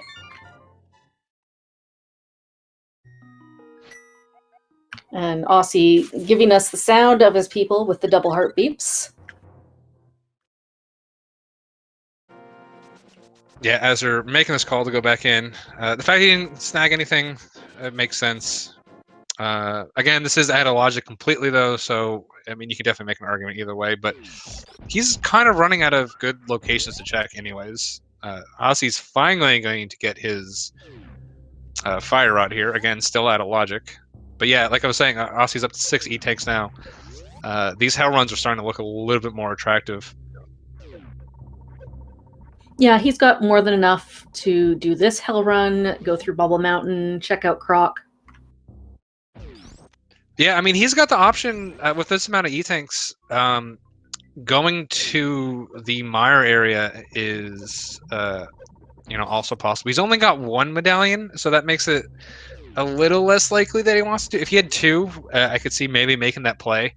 You might be able to finish Mire. Well, you would, yeah. If he had 2, as long as you can get into Mire, you'd be able to finish it at this point.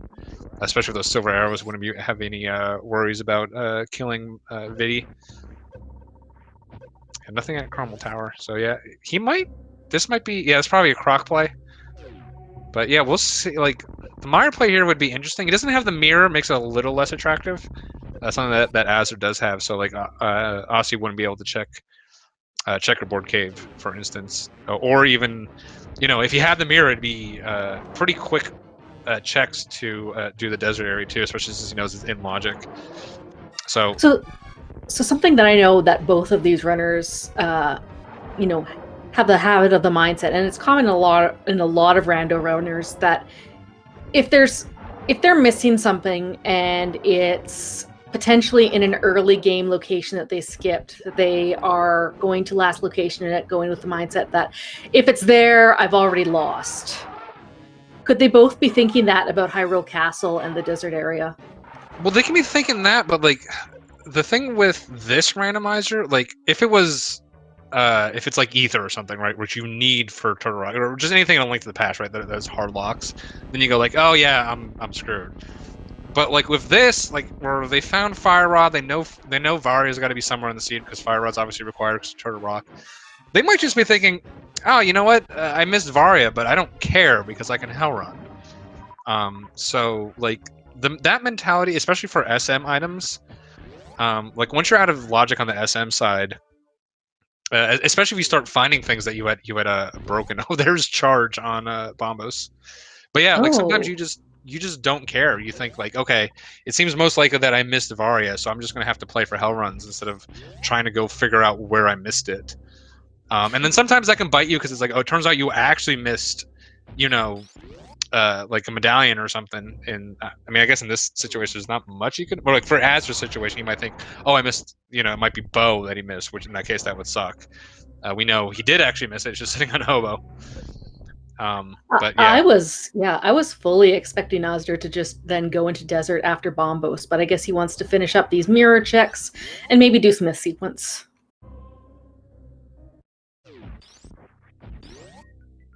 And Croc not paying out.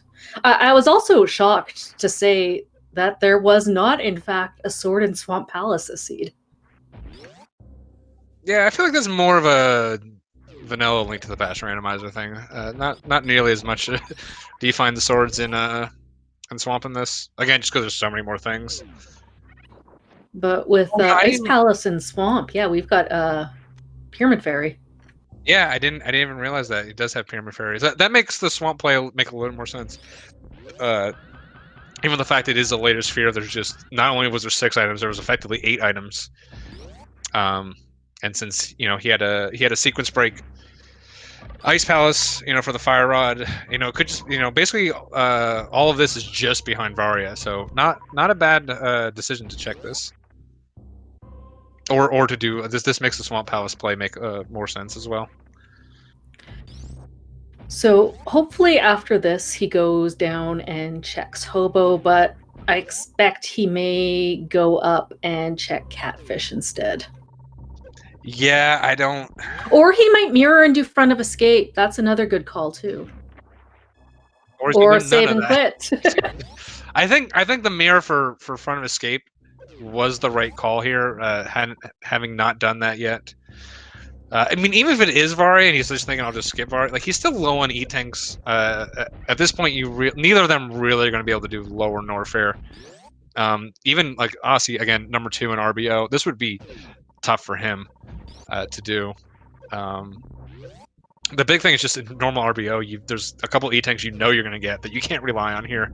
So you definitely need to carry more into that Hell Run.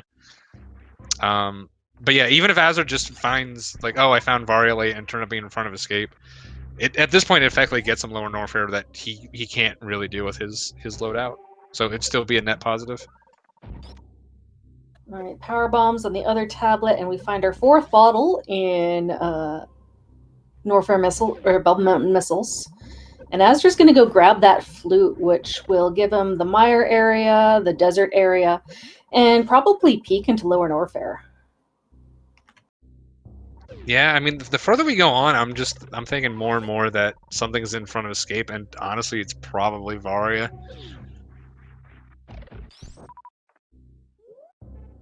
Book was in Billy Mays, so that was available as soon as we had Morph Ball and the Power Bombs. So that's another possibility. So it's one of those two locations, regardless.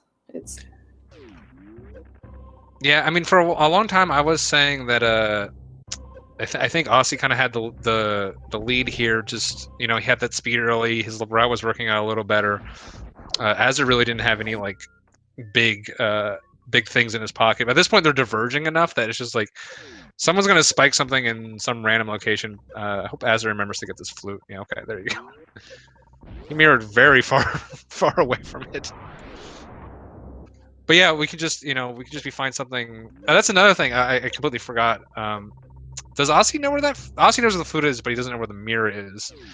So Azure could just flute to the Misery Mire area where Aussie's going to have to hell run to it if he does decide. That's going to be interesting if they both end up in the Mire area and with Aussie's sequence breaking it, Azure just going straight there.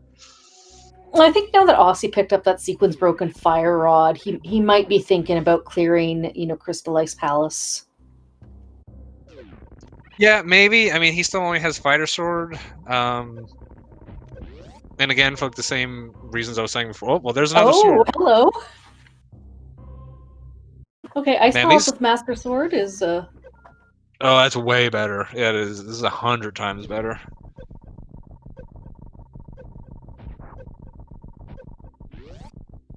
Okay, Azder gonna go and is gonna go do Eastern area. Well, he's gonna get that speed booster and start kicking himself. Yeah, he's gonna be real upset when he says it sees the speed booster, especially because he knows he could have gotten the sword off of it too. We'll see if I don't know if he was planning on going all the way into Escape with this too. We know there's nothing in Escape, so that's gonna be unfortunate for him. He doesn't decide to pull that trigger, especially because we know it's just Bo sitting out there. Yeah, and there it is. There's the grimace. Oh, you hate to see it, but you hate missing speed. I think it's an extra bad feeling when you had high jump early too, and you could have just had all of it that early. And I think it's an extra kick when you realize you could have had a sword as well. Like it's just that is the worst speed I've ever seen to miss. Honestly, that is just brutal. And I didn't see what Mire was. I think I saw Quake, but I'm not sure. Yes. So if it's Quake again, everything is. Oh, there's Ether. That is Turtle Rock. Again, that's Azzer is kind of known for the YOLO Turtle Rock play. We'll see if he decides to maybe head over there. I mean, he still has the hell runs that Aussie hasn't done. The problem is that he still needs a sword to get in there. Oh, he does need a sword to get in there. You're right. Oh no. Yeah, that's probably why he's coming to Desert. Desert at least full clearable for him. He could spike this green pendant. So at this point, we need.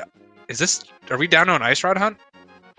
Ignore Varia, right? Like let's just. Yeah. We can get around Varia. It's just Ice Rod. Yeah, just the Ice Rod. Okay. Yeah, so it's like. If Azder, well, there's Space Jump. That's all right. That incentivizes some more of the Norfair Hell runs. Now that he's gonna have all the movement items that he wants in there. Yeah, I think at this point Azer's not really gonna want to do them until he can do lower Norfair. Honestly, God, the more the further we get into this, the more I'm thinking Varia's just been sitting in Eastern or Escape the entire time, which is gonna be kind of funny. An important thing to note is that Desert was boots locked with that big key. So the green pendant isn't going to lead to anything because we still don't know where the heck the lamp is, which was locking the old man, locking our boots. Okay, remember when I said they were both going to be in the Mire area at the same time? I was almost right. They're in the Desert area at the same time, though. All right, so we're down to Agina, Front of Hyrule Castle, or Shaft Supers. Yeah, I mean, Aussie, I feel like is probably going to get drawn to this Ice Palace play. He might be thinking again, like, okay, I just missed Varia somewhere silly. I'm not going to try to dig it up. I'm just going to play with it in logic, which means, going to Ice Palace next would make sense. He'd find the mirror, kind of lead him down the same path. And then, if Osse kind of takes that same route, he may end up finding that ether, and then Osse might pull the trigger on Ice Rod and Turtle Rock at that point. With azder also missing the bow, I feel like that's a little bit less of an attractive option for him. But he might be thinking. I feel like bow and Turtle Rock is also kind of a famous joke place. So he might get pulled there for another reason. Might think it's a double dip pod or something.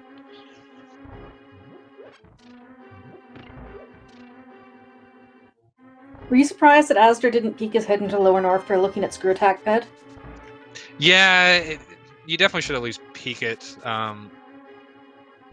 He probably would have been able to kill GT too, depending on what his super count is. Okay, he's finally going to get his bow. Okay. This is the thing with Hobo is like once you have flute and flippers, it's just like this random one-off check. So you can just kind of pull the trigger on it whenever. I think this makes sense. He's kind of running out of stuff. It's been in Logic for a while. I expect another Grimace to be coming up here shortly, because especially if he puts the puzzle together that he could have had this bow, had a speed booster a long time ago. Probably not gonna be feeling very good himself. And look at that steely-eyed reaction. Oh wow, what a poker face! And Osse making the choice to clear Pendant Desert.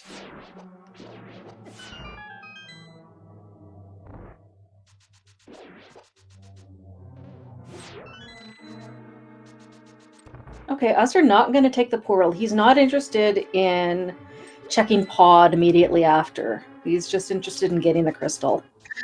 Yeah, I think in this situation I have the portal. It's a little bit slower, but I feel like what I would do here is I would go in Dark World, see what I get from Eastern, and then I have the option of doing pod afterwards.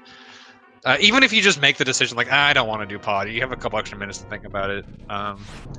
So I don't know. We'll see if azder regrets doing it or not. But it's a little bit slower to get to pod through the Dark World and to Mirror. Definitely more straightforward going to Eastern. But we'll see. It just, they couple in very nicely together. And, azder's running out of things to do. He spiked that bow. Bow doesn't really unlock all that much. So we know nothing is in pod. So it's going to be a good play from azder if he does avoid it.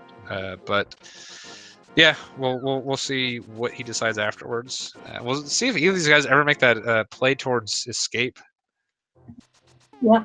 I guess the other thing to keep in mind is azder is usually very good at following the logic, and he's probably sussed out the same as us that, that fire rod's out of logic, the mirror's out of logic, the glove's out of logic. There had to be something in an early sphere to put it in logic. Yeah, I mean, there is that. Again, like, a lot of times when I play, I just completely ignore the SM logic, because it's like, the items I need for SM Go mode are so fungible. It's like I don't even bother. Like, it's like, oh, I miss Varia. I just go like, well, who cares? Like, so what? I miss Varia. That's great. It's good if nothing else, because it just means I save time by not checking it. So sometimes I can get a little lost in the weeds, especially with like early supers and speed and stuff, where it's like, oh yeah, you need a speed booster for that. I just completely forget about it. As opposed to Link to the Past, where it's like, oh, I missed something and I really, really need that, so I better go find it. Oh my god. I just realized, looking where Osse's going, it's something that I noticed early, but because azder was doing the following the morph ball early, I didn't call it out. When Osse did the flipper checks, he skipped Ice Rod Cave, which is something that we have not seen. Oh yeah.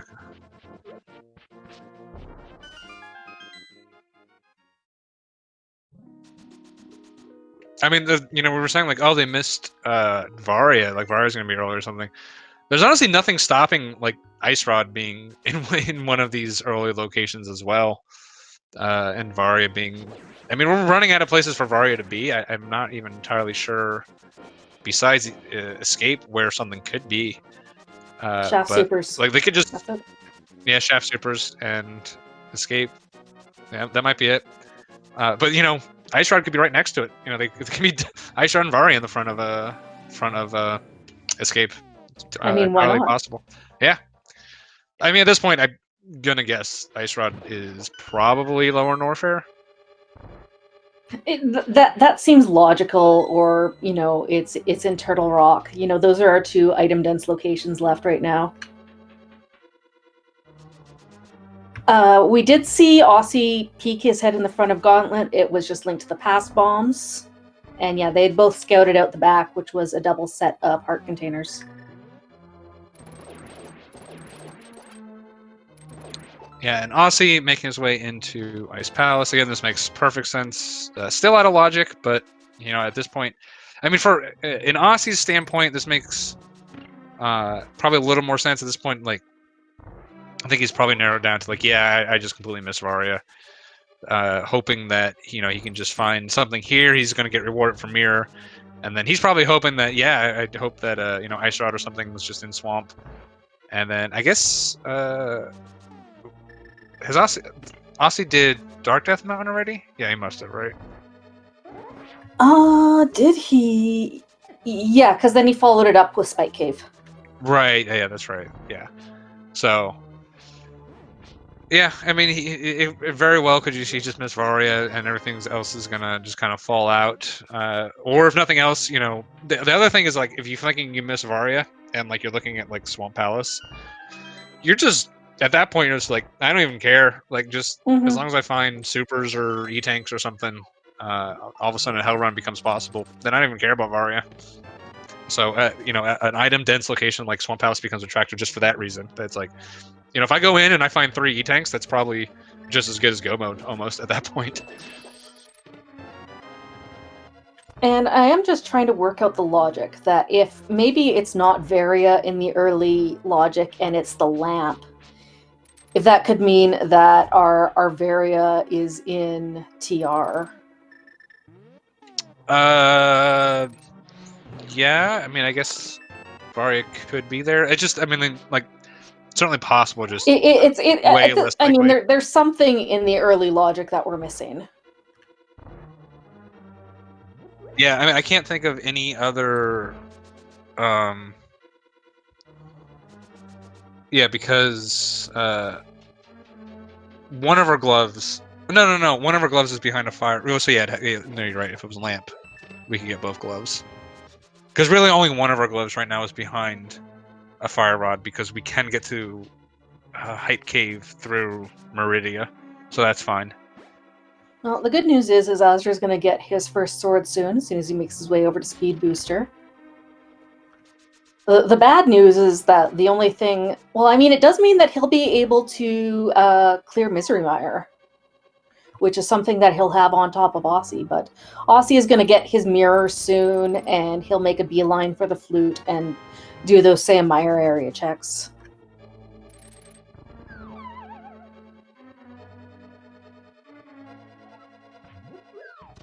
I mean, at this point, I guess the only parts of the world we haven't seen is Escape and Turtle Rock. And Lower Norfair, obviously. We've seen pretty much everything else. Yeah, obviously Varia can't be in Lower Norfair. It could be in Turtle Rock with Lamp and Escape. But yeah, I mean, I guess one of those two things has to be an Escape, right? Like, it has to be.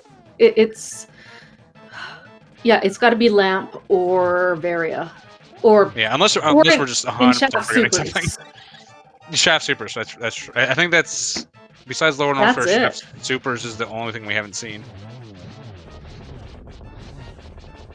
There's a question about how close the race is.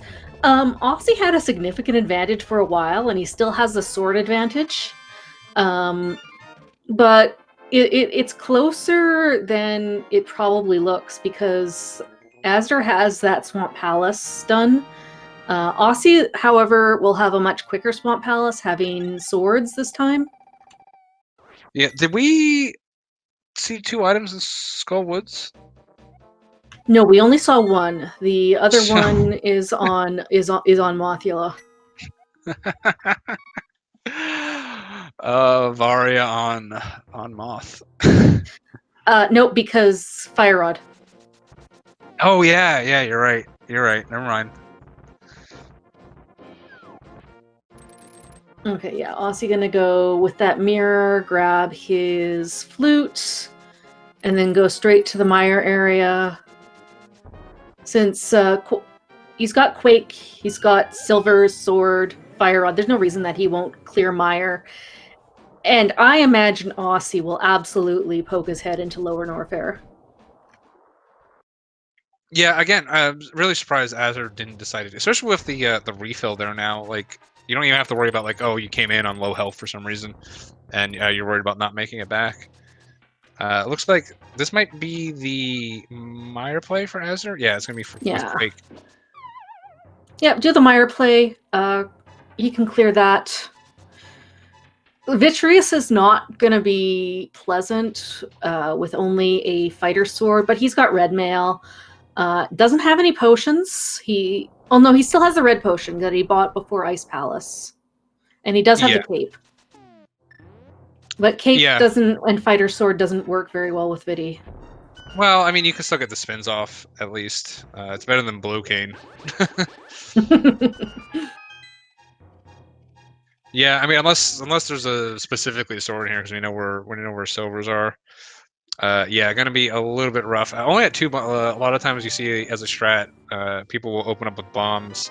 Only 2 bombs. He's gonna grab the 5 arrows there. That's pretty smart. Arrows. His arrows are also low, and there's a couple like strats you can do on the left hand side. Plunk some arrows into the eyeballs. But yeah, gonna be a slow Vidi. But if something's here, if I don't think. Can Varia be here? No, because of Mirror and Flute. And then obviously Varia is the other way to get here, so then no.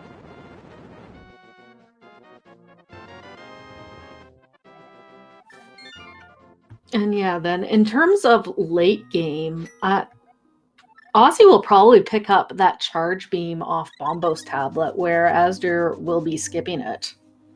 Because Aussie has not checked the Bombos tablet yet, but he is probably going to do Smith Chain. And hello, Raiders from SpeedGaming. Welcome to this SMZ3 finals match, the final of SG Live. We have Osse101 versus azder, and we're on a slight logic hunt and a slight hunt for where the heck this Varia suit is. But azder finding a nice piece of Lower Norfair Hell running the screw attack. Yeah, I think we're getting pretty close to we don't care where this Varia suit is. Getting that screw attack is pretty big. But I was just sitting here thinking, like, it really felt like Aussie just had all the advantages in the scene. Had that early speed, had that early bow, was able to do things just a little bit more efficiently. At this point, like, if these guys are just kind of playing to not get this Varia, azder's kind of ahead in this logic chain right now. Like, if I'm not exactly sure what azder's E-take situation is, but spiking that screw attack does make these hell runs a lot easier, even though they already had plasma. Screw attack is definitely the way to go on this. If they do decide to do this hell run and Ice Rod is down there, azder effectively is in the lead right now. He's down this sword. Hopefully he'll find a sword kind of in the late game. If that's the only sword he finds, Aussie will have he'll have a really big advantage on Ganon, having the silvers and the Master Sword. Honestly, almost big enough that if they're just in each other's feet at this point, that's big enough for Aussie to overcome. But yeah, this is turning into a very interesting one all of a sudden. Despite Aussie's advantages, I feel like azder's in surprisingly good spot right here.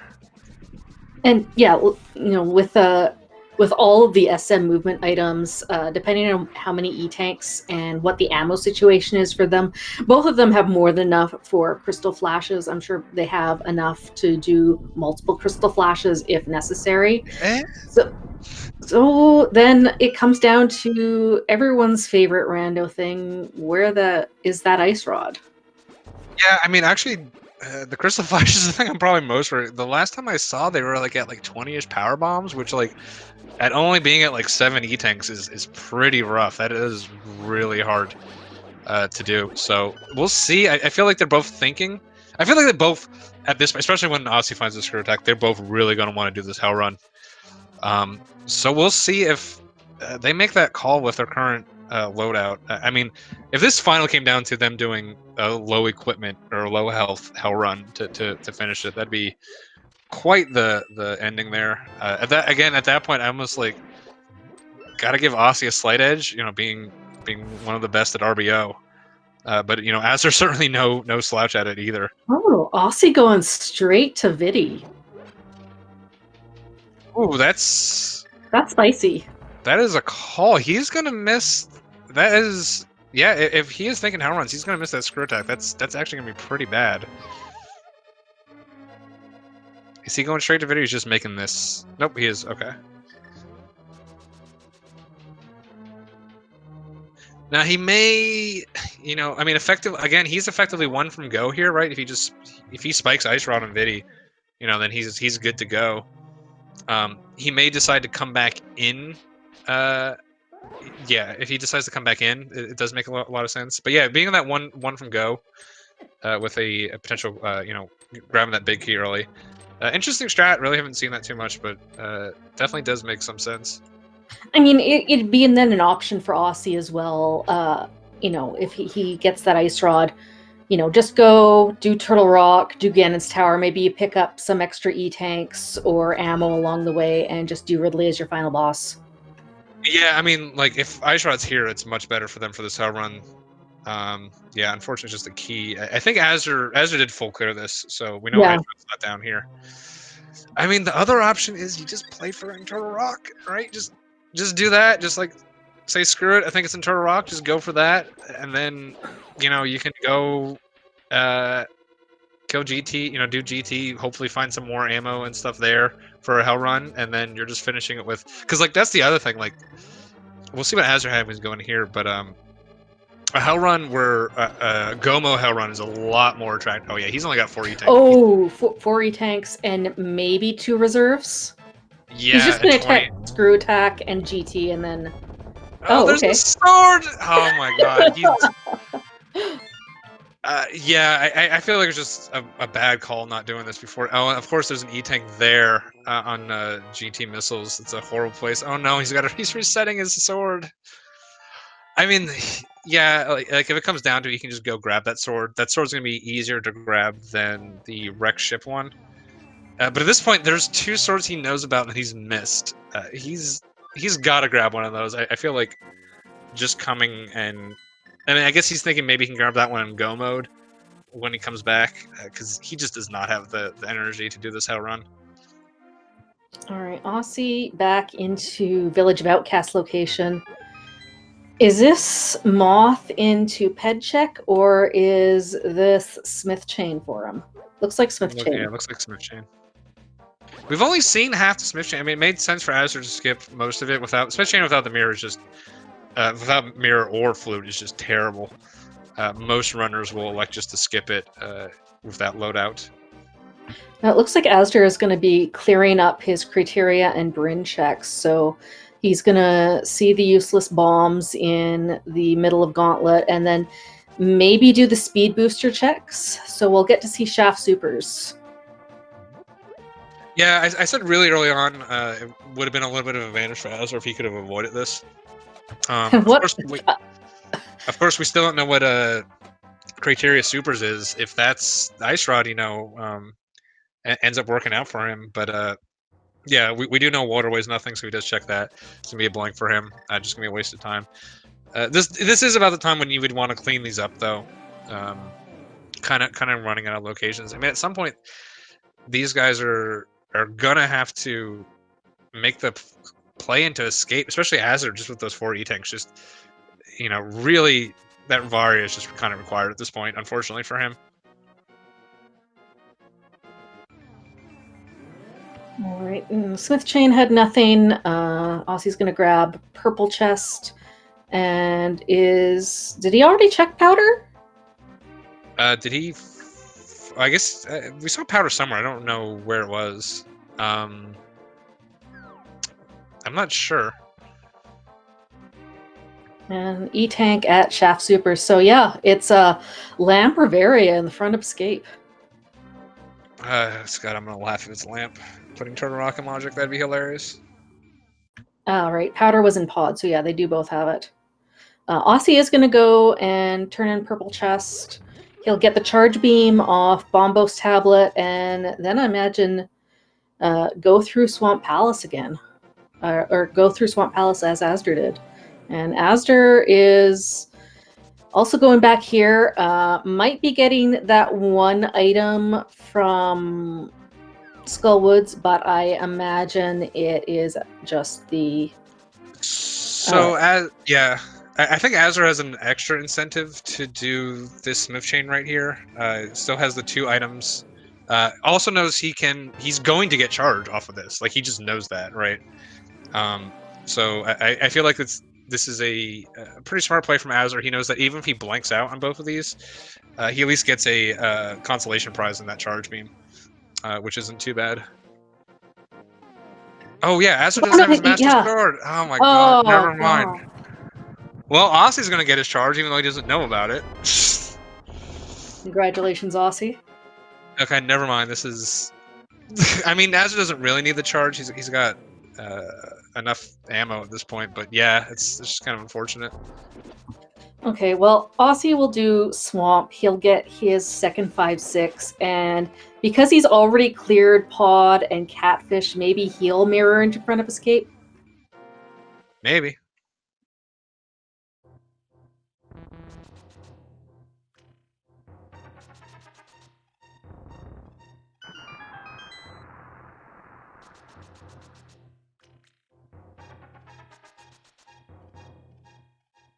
As for what Azder's gonna do, I mean, he could go into Turtle Rock now. He knows that it's hecka out of logic. But it would be his 7th crystal. And that looks like what he's gonna do.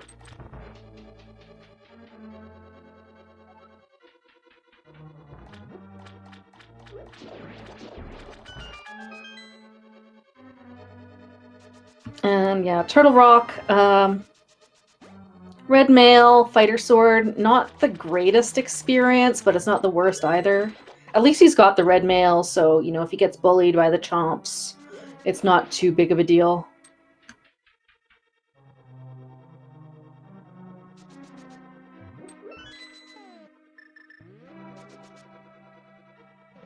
But yeah, this scene was really defined early on that we found the morph ball in the flooded dam item, and azder went like, okay, yeah, I got 1 pack of power bombs and I got this morph ball. Let's go Super Metroid. Aussie held off a little bit. He did some flippers checks, got the bow, cleared Eastern, got the speed booster. But because they got all this cool progression early, some of the early game locations were missed or delayed, including the front of Escape, which we have not seen. Now, there are only 2 items up there because we have not seen the small key or the map. And azder about to go and check this. And if this is a small key, which it is, it means that, and if Lamp is in front of Escape, then Varia could very well just be back here. It can't be in these 2 chests over on the left that are behind the Fire Rod. Fire Rod was found at the Ice Beam location, which does require the Varia suit. Yeah, the interesting thing is if it's going to be Ice Beam in here, with those E-tanks that Azure has, unless he just finds a pile in GT, I feel like he's still going to be... We'll see how aggressive he wants to get, how comfortable doing that run with very low health. But he might be forced into checking more locations. You know, to him, he'll take either Vari or energy tanks at that point. But he's noping out. Wow, very interesting. That's because he got a small key and he could have. Yeah, he could have. He might have been. He wants that sword. He wants that sword first. He might have been thinking what you were thinking, that if Lamp was early, then Varia could have potentially been there. Maybe not interested in making the Ice Rod play. I don't know. Like, I feel like once you're...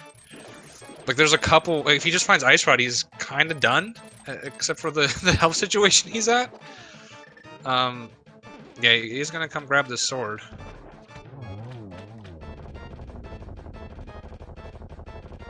And there's really no other checks in Lower Norfair that are worth for him to go to, but he is going to go on. Okay, 27. So he's got two. Yeah, he's got two crystal flashes that he can easily do, and we'll probably get the ammo drops for a third. Yeah, I mean he can farm up in Fire Flea. Like 5 E-tanks.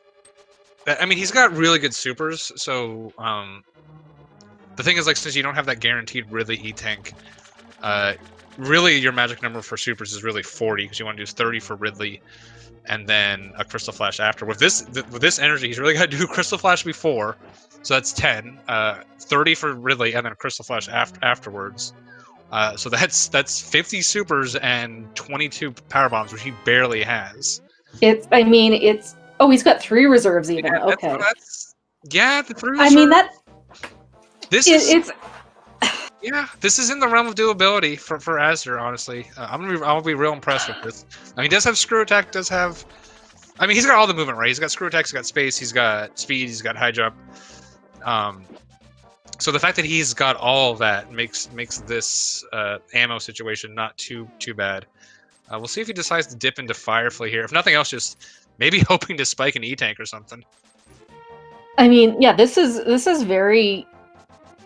hard but doable. But I think azder, knowing that he left that space or speed booster so late, and having to double back and do all those extra checks, he's willing to make this kind of risk. And he's like, well, you know what? This might be the play of the game, honestly. If he does find Ice Rod here and can get this kill, this is going to win him the game. I mean, this is a home run play. This is what I said before. azder will look for these home run plays. Osse Osse again. Osse's the one who's number 2 in RBO. He's the one avoiding this, and he's got more health than azder does too. So yeah. Well, although I guess did Osse ever turn back around for that screw attack? I missed that. I don't know. He never did. He never went back into Meyer, so he won't have screw attack. I mean, he does have plasma, like I said. Plasma or screw attack is really what you want. So he at least has that. But does Osse mirror? Yes, he is going to go do front of escape. All right, we're finally going to see. Is this Lamp or is this Varia? Yeah, now... Or did we mess up the logic entirely and it's nothing? Yeah, I mean, I don't know what could possibly be here, or what could be, where Varia could be otherwise. Well, there's Bombos. I mean, Ice Rock could still just be in the back of Turtle Rock. That's not out of the question. All right, there's the small key. So we've got 2 items on the map somewhere in here. Nice microwaves, pseudo microwave strats, really, because no charge beam. Yeah, I'm surprised it's not just doing the Shine Spark strat here.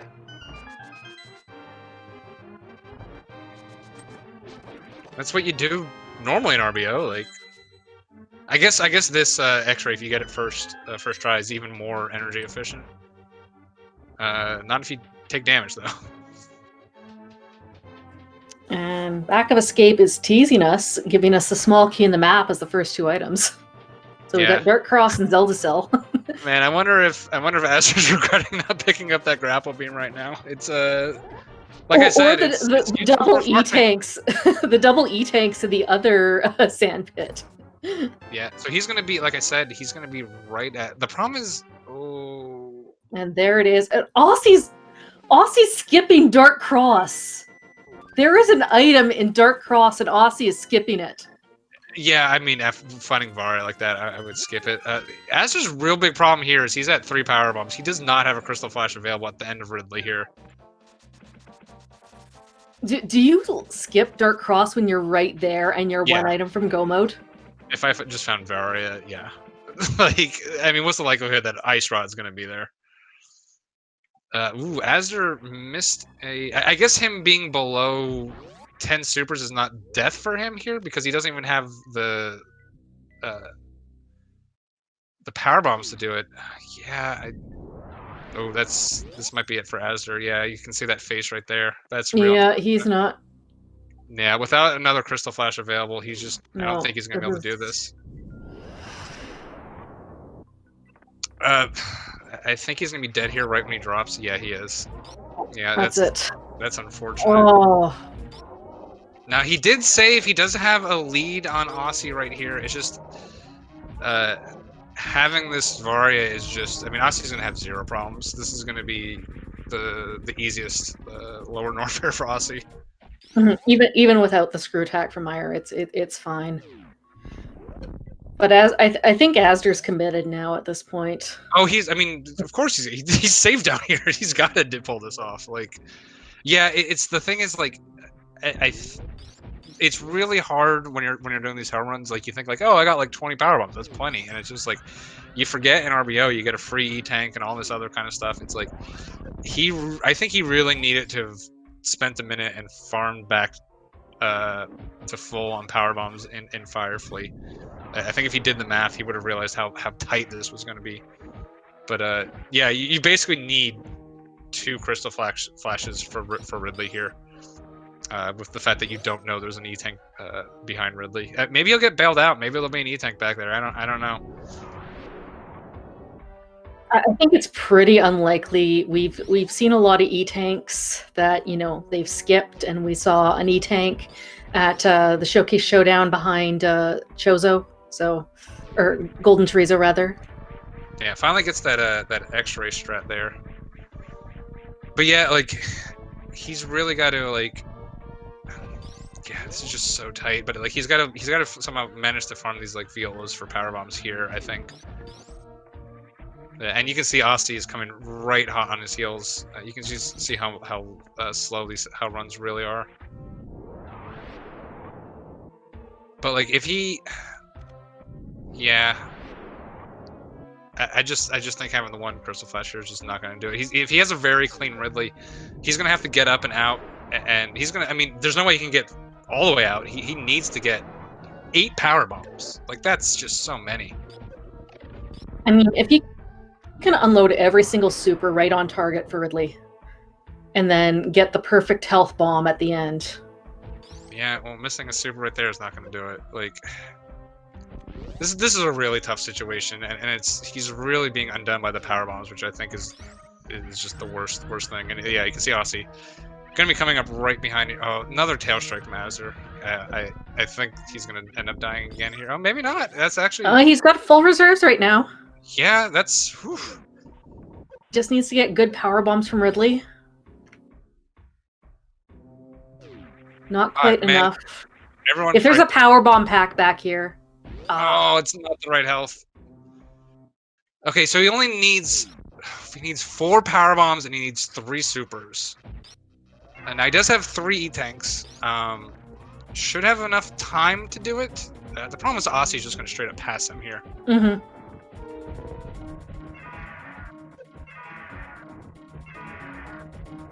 Man, let me tell you, I would have if azder had won this match off of this hell run, like that would have been amazing.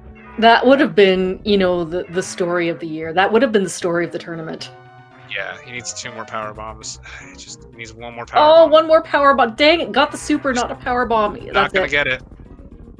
Yeah, and I think azder is coming to realization that's gonna be it. Like I said, it just he's being brought down by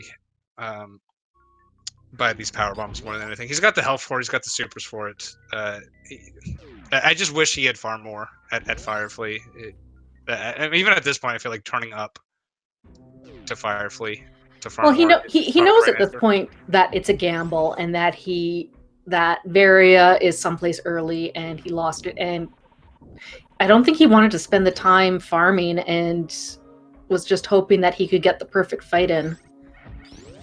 Yeah, like I said, it's just. I mean, this is why, like, when I'm playing, every power bomb and every E-tank I pick up before Varia, before this situation. It's like I just don't want to.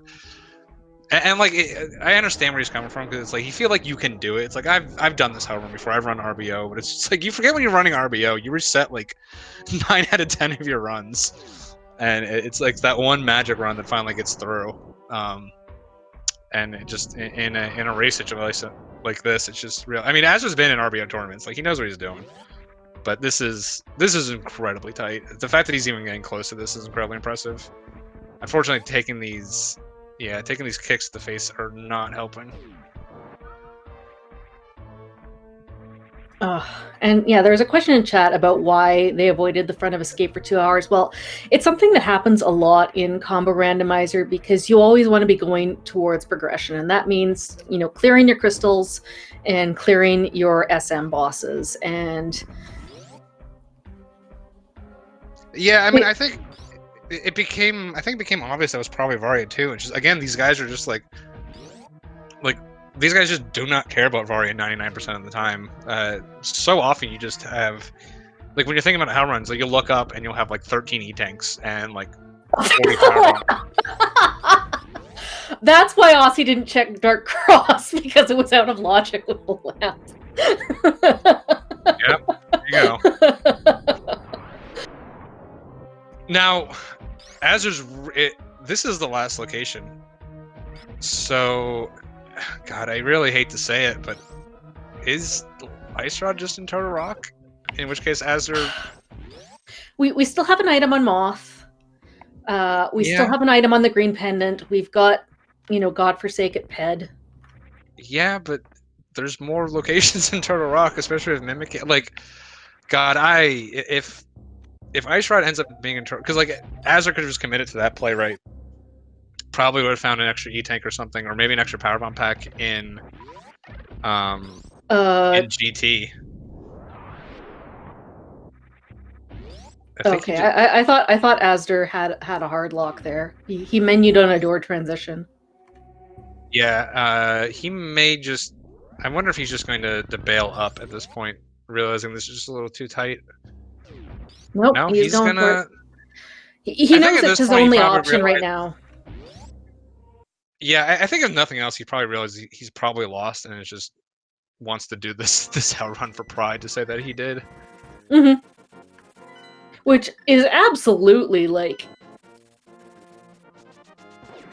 it's so difficult.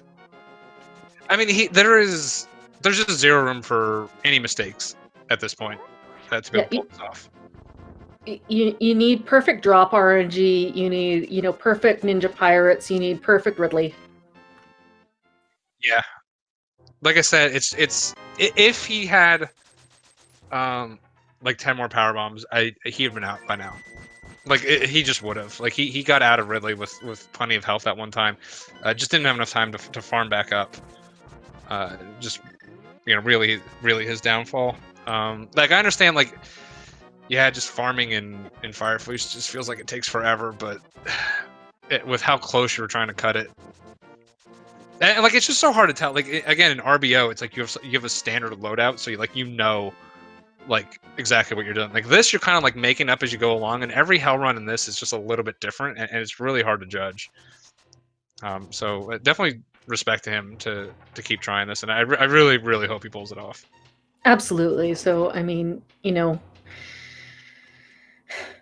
it's something that you just never see. But he's going into Ridley now with you know, 7 power bombs, so he only needs 4 to drop after Ridley, and as long as he hits every super, he won't need to farm supers. And Osse getting dead rocked, fantastic. Yeah, the big thing right now is making sure all these super hits don't take a tail strike. I think he's been taking tail strikes. Got a good setup here. Unfortunately, Ridley goes up. Yeah, Ridley has to cooperate too. Is going to stay down, get into a good pogo pattern. Yeah, I mean, you should be able to manipulate Ridley into a pogo onto the left side at very least. I think azder's just a little frustrated here. Oh, absolutely. You know, he I think he's resigned to himself that he's lost at this point. Yeah, I'm just waiting for this Ice Rod to pop in Turtle Rock and just feel really terrible for him. All right, does get through. His one saving grace now is he doesn't have to check this item. He's gonna save him a little time. Oh, he got the ammo from Ridley. Oh wow, okay. Here we go. He's relieved. Look at his face right there. Yeah, he's relieved now. Except I'm really worried about what's gonna happen when he realizes Ice Rod's not down here. I feel like there's gonna be a very sad face. Yeah. Because I feel like maybe he thinks he still has a chance. Because like Osse's gonna have to do this. He's thinking maybe Osse's gonna have to do the same hard hell run. You know, maybe he's doing that. Maybe Osse's also dying. Like, I feel like he's got a chance left. But if once he sees Ice Rod down here, I don't know. A lot of that goes away.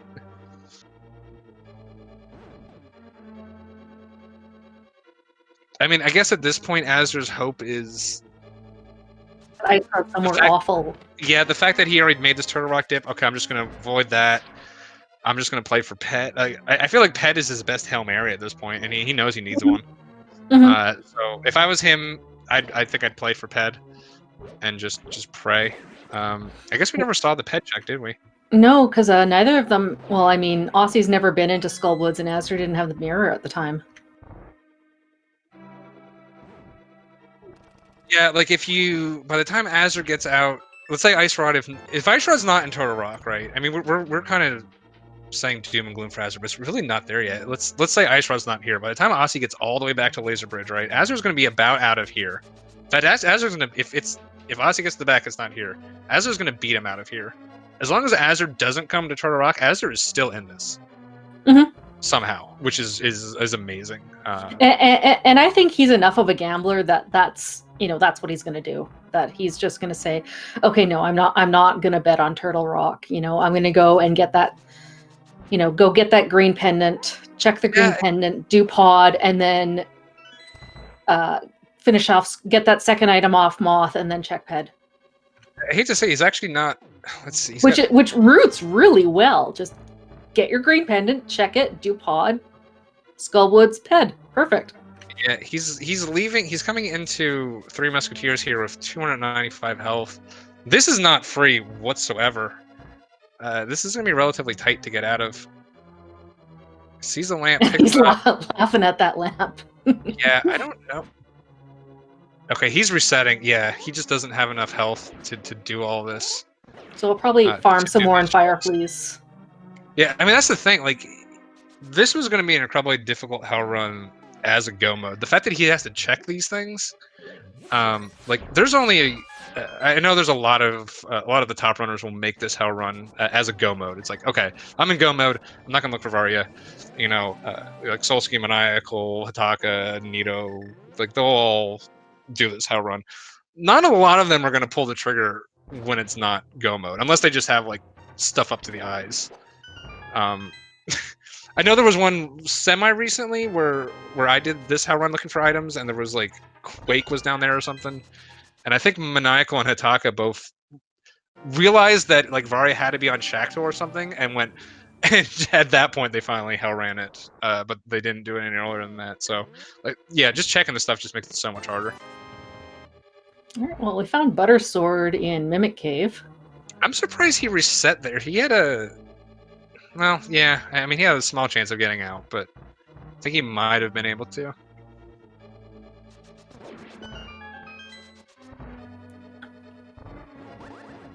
All right, Crystal Roller is... Well, there's another one of those E-tanks that was out of the way entirely. We do have to have a key on Laser Bridge, and once again, I don't know if shout-outs to our tracker for keeping an eye on things and keeping us up to date. Yeah, so thank you so much, Rallen. Yeah, so if you're rooting for Azder, I mean, honestly, I feel like everyone should be rooting for Ice Rod not to be here, because if Ice Rod's not here, this race is pretty much even again, honestly. If Ice Rod is here, then we're gonna just go ahead and say GG's to Osse, and we're down to the very last item. There's an item. Oh baby! Oh baby! All right, here we go. And Osse is going to go and take the safety exit and try to save his... Oh no, Azder didn't... That was Azder's actual escape attempt, where he was just going straight for it, and he didn't have enough health. Oh. I mean, do you just... I would say farm and Firefly, but he doesn't even have enough... He doesn't have enough supers, like... He's just gonna... if he just miscalculates, he just is barely too little health to get out at all. I'm gonna feel so bad because all of a sudden this. It's a hopeless situation at that point. Yeah, he's taking a little bit more time trying to farm a little health here, not getting the greatest drops. Yeah, I don't think Namahas have a great drop rate for anything. Yeah, I mean, he got very close last time, so just make a little bit faster, and maybe a couple of these drops will be able to get him out.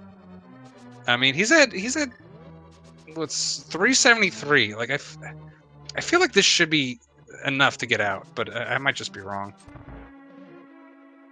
And Ossie's going back into Mire, is going to get that screw attack too little too late.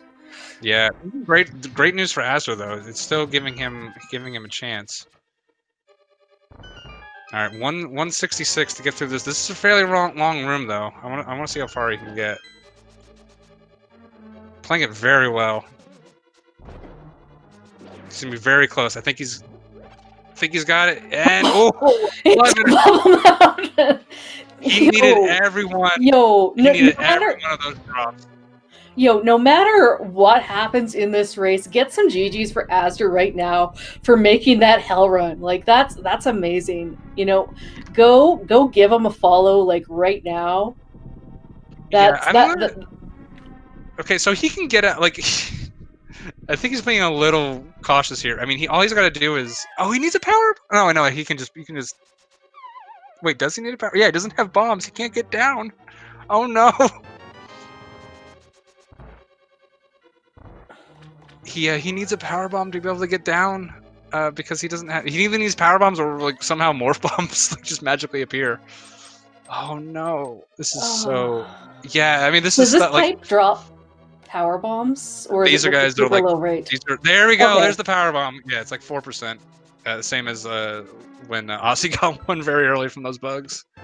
But yeah, he should be fine now. Once you just go to the Croc Speedway. I should be able to get out. Again, the good news, azder's already done this. As long as azder can avoid... Alright, azder, what are you doing? He's just taking a safety save, I think.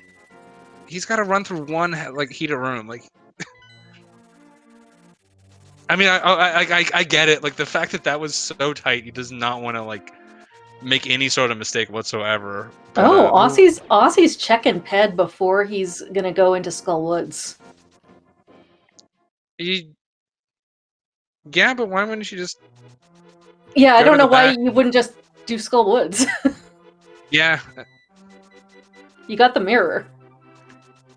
Alright, get your Ped hypes in chat. Oh, Let's see if it's something cold. Oh? No. Okay. Okay, now I really don't understand what azder's doing. Does he still have... Did he not do Croc yet? He has not done Croc, no. Only Ossie did Croc. Oh, okay, that's unfortunate. I was thinking this race was going to be a little bit closer. I mean, honestly, with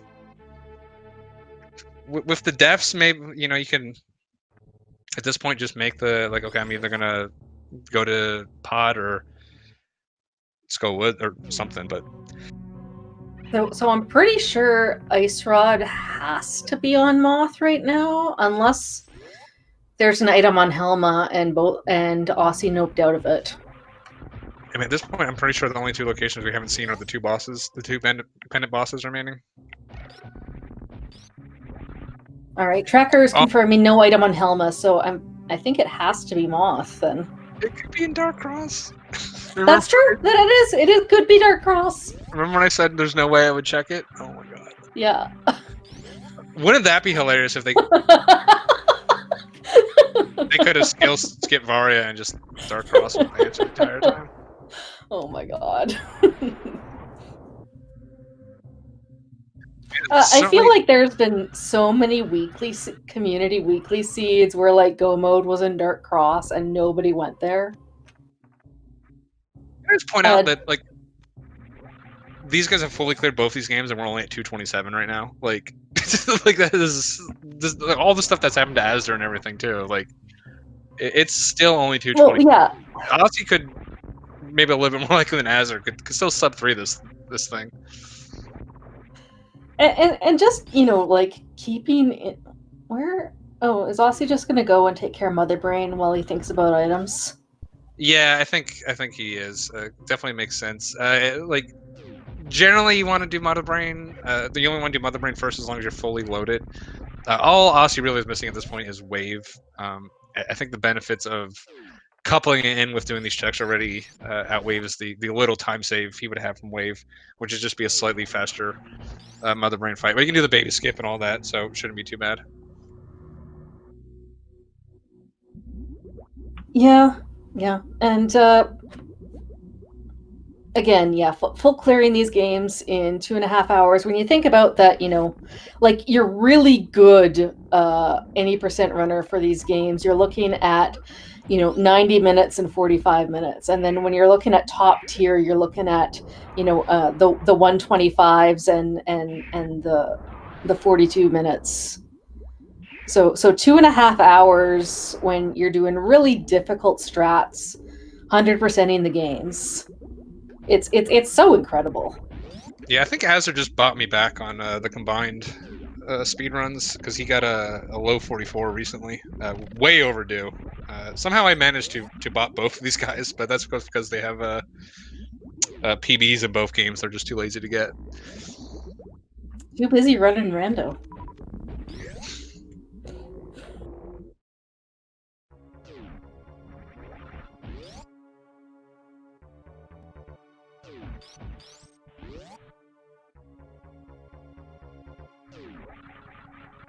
All right, Aussie doing a pretty standard Turian.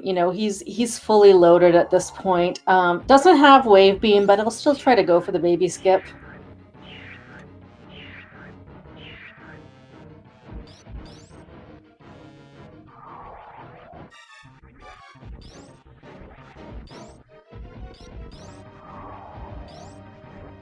And azder done with Croc. I wonder if he's gonna go head to Turian as well, or if he's gonna start clearing his Link to the Past. We'll see if he does a hard reset after coming back through the cave. Yeah, it makes more sense for azder to start doing some Link to the Past stuff. It only made sense for Aussie because he was near the Torian area, actually being up in that area. Azder being a Norfair, it doesn't really make sense to do. Okay, so yeah, azder is gonna bet on Ped. He's gonna get his green pendant. And yeah, Aussie did turn in the green pendant. It was some kind of garbage. I'm not sure. I can't remember what.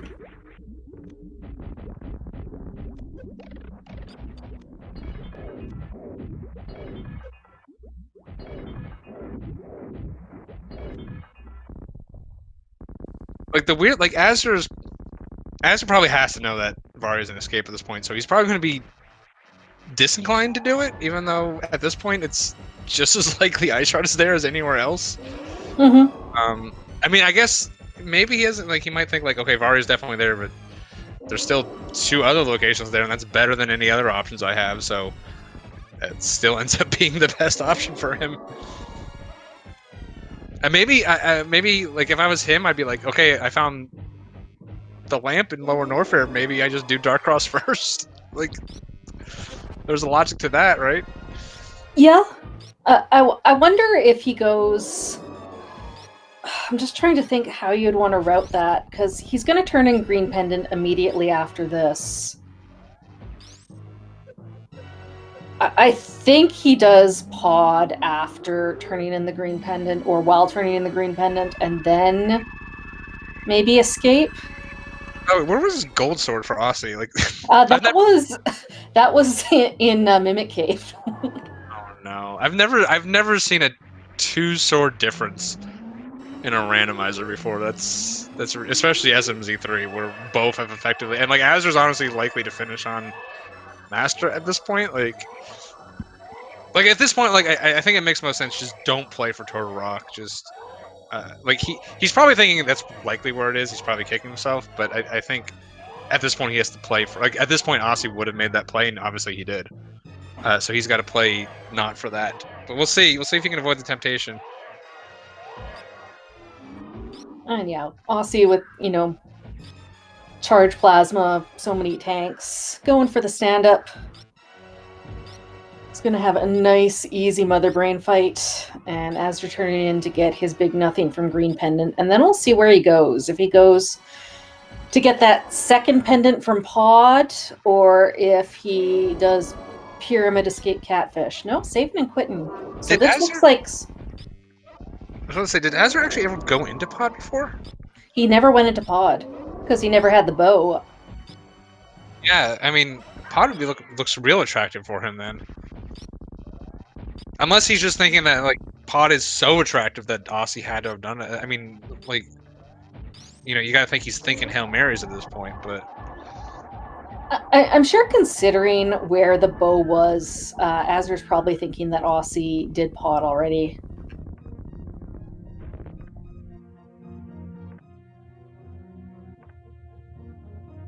again, the funny thing is, like, if Azure pulled that off the first time, he spent so much time doing that. He's behind right now, but not by that much. And like, I feel like if you just pulled it off the first time, you've been looking pretty good, honestly.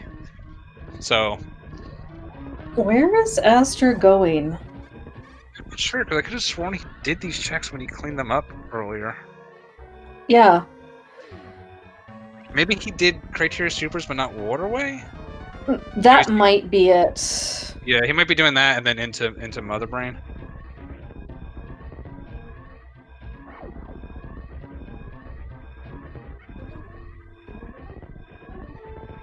But see Aussie doing the escape here. No timer because we're beating Super Metroid first.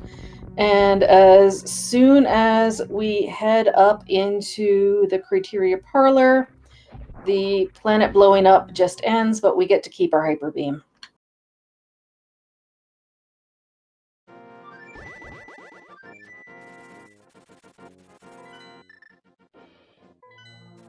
And Aussie gonna go and do Skullwoods.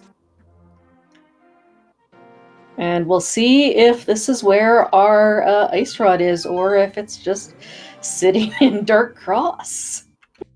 I honestly, like, because of that lamp, I almost think it's Dark Cross. Oh wait, what else does he have down here? Oh, the powder. No? Oh. Graveyard Ledge. I forgot. I thought he did this already. Oh, no. Yeah, this is pretty nasty. I mean, this is a location that definitely gets hard abandoned sometimes. So. Oh yeah. During the Link to the Past finals today, they were saying one of the most commonly orphaned locations is Graveyard Ledge. I would also put Spike Cave up there. If you allow overworld glitches, this becomes free. Oh yeah, you just jump down off the mountain. Yeah, it's amazing. Well. There's power bombs. Well.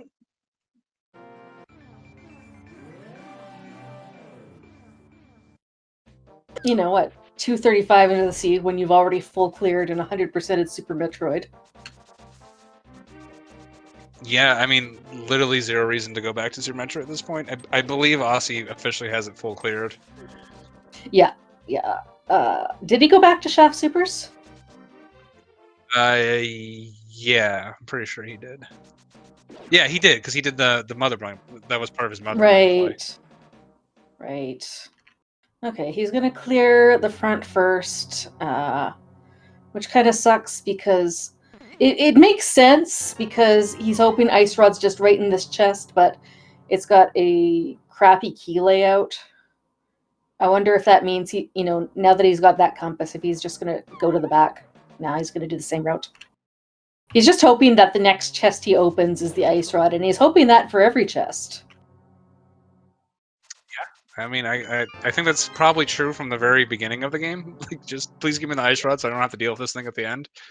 It's probably true most times. So these right now, these chests are the only chests that Azder has checked that Aussie hasn't.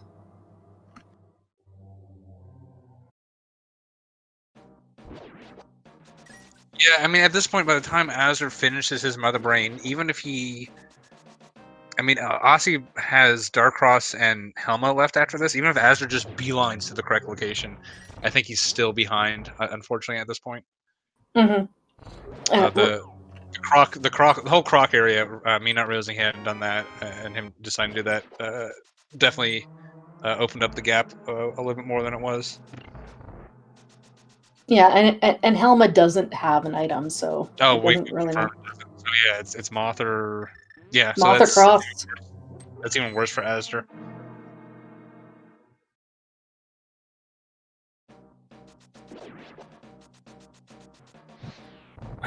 Yeah, so for azder, you know, you're hoping that maybe Aussie forgets something that what he has left, but I have never, you know, seen Aussie forget a location. I've seen lots of other very talented, very good runners forget a location. I don't think I've ever seen Aussie or I've azder seen do him. that.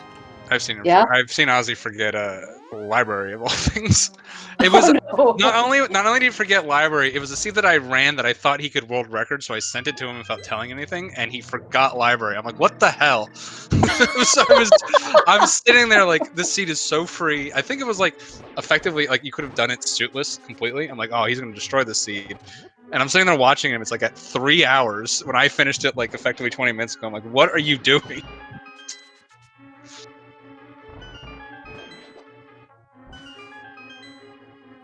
azder didn't even bother with doing Zev skip. He's just got a million ammo, and he knows that, you know, he's waiting for the dot done. And I'm sure he's maybe like a little bit confused as to why it hasn't happened yet.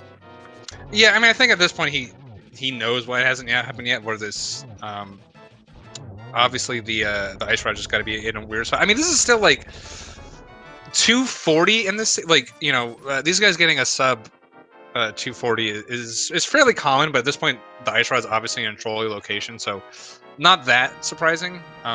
They haven't seen the actual dot done yet. The thing with the metagaming dot duns here is the end game takes 20 minutes. So like if he thinks that like he could have thought like Aussie maybe got ice rod 10 minutes ago, he's still not going to dot done for another 10, right? So it's pretty hard to metagame dot duns in this to be honest. And yeah, to be absolutely fair, you know, like 240, for anyone who runs this, they are usually would be thrilled beyond belief to be have a dot done at 240. For these guys, this is kind of almost pushing the limit of a really long trolley seed for them. Oh, this is absolutely the upper bounds of what a normal seed could potentially do. Besides like some sort of like hard required like triple dip into Turtle Rock or something bizarre like that. Um, you know, like this is pretty much the worst it's ever going to be. Oh, so something that I thought of and I completely forgot. Azder doesn't have Varia, He's not. and uh, he damaged himself down to 300 on Mother Brain. Oh no, he doesn't even have 7 E-tanks, does he? Oh, he's got the He, reserve. he's got 3 reserves though, so I Yeah. mean, so he can do it. He just has to remember, you know, not to do that muscle memory and damage himself down. Oh man, yeah. I mean that pretty much is the nail in the coffin. Aussie. So if Helmut doesn't have an item, I'll need to take a look at Aussie's like I trust our tracker Raylan, but maybe Aussie just wants to be sure here. Because it could be that if he's not sure that he got all the items out of Pod or not. I mean, it can also be he thinks he got all the items out of. He just menued and saw that he's missing the compass, so he's double checking things now, and he knows that he left an item in Eastern because he never went to the vanilla big key chest. But we saw this from Asder and it was nothing. Yeah, maybe that's why he went in Dark World just to double check. Unfortunately, as they're in Dark Pod now, he haven't done this at all. He's gonna have to full clear it. You know, this is not how I would have predicted the finals to go. This is a pretty nasty seed. I mean, as they're trying to pull off that absolute hero of a hell run, unfortunately, just didn't go well for him. I feel like he just had a couple extra E-tanks or even just a couple extra power bombs and pulled that off first try. I think he would have been in a pretty good spot here. With Asder's going back to Turtle Rock. Yeah. Or else it's Spike Cave, maybe. See, that's the other problem. Azer's got a lot more. We were thinking like, oh, there's only so much left for him to do. Azer did have a lot of stragglers left too, being a little bit more aggressive in the seed. We were just hoping with the defs that he had, he was going to play ultra aggressive and go for like pet or something. But even that wouldn't have worked. So. And you know what? Absolutely no shade on either of these guys. Both of them have had an incredibly intense week of running. And where's azder going? Is he going to go check plasma? Did he ever? He never did Shack Tool. He saw the grapple beam dipped out, and I don't think. Oh, yeah. Ice clipping. So he'll check Shack Tool and check plasma. And yeah, azder was in 5 tournaments. Osse was in 4. Like, and you know, all of them have had, you know, like at least 1 or 2 games a day. And here goes Osse to Dark Cross. Yeah, I mean, this has to be it, which is just going to be like, Osse's not going to feel good about this. I think Osse's going to think he lost finding this absolute pure last location. This could have gotten this. I mean, if they just did escape, I mean, he probably felt bad enough about finding Vare here. If he just did escape right off the bat, he would have been done, you know, the half hour ago. Like, he'd be done now, 100%. So yeah, it's just real. I mean, this is what's kind of bad about the combo randomizer is like, you can be a little aggressive, and there it is. Holy, okay. There it is. I'm sure there's going to be a million clips of you asking me, it's like, Duck, would you check Dark Cross? And I go, absolutely not. Like, just no way. Oh, Lord Almighty. So yeah, at 244.15, that is go mode for Osse. There's no way he feels good about it, but at this point, he is almost certainly going to win this. Already has killed Motherbrain, so you know, you always think like that end game is pretty long, 20 minutes. It's really only going to be a little over 10 at this point. He's got an absolutely free Ganon with the gold sword and silvers. Just depending on, let's just hope for big key on Torch. Like, just please. Yeah, just some Hope Room or Torch, just really early. Just get it over with. It's the only time I'll ever mention the big key guessing game, but everyone has to guess one. Yes, please. Just. Oh, frickin' Dead Rocks! Come on, this has been enough. Yep. This is like, we should be allowed to clip around these things. He could have gone around the entire. He just had room to get around. Yeah, Osse still has Turtle Rock, but he's already cleared it. He's got the big key. It's just a matter of getting back to Trinex, and azder's not bothering to grab that, you know, that grapple. He's just going to ice clip to Shack Tool. And again, I'm sure he's just kind of like wondering, you know, like, you know, why am I still in this race?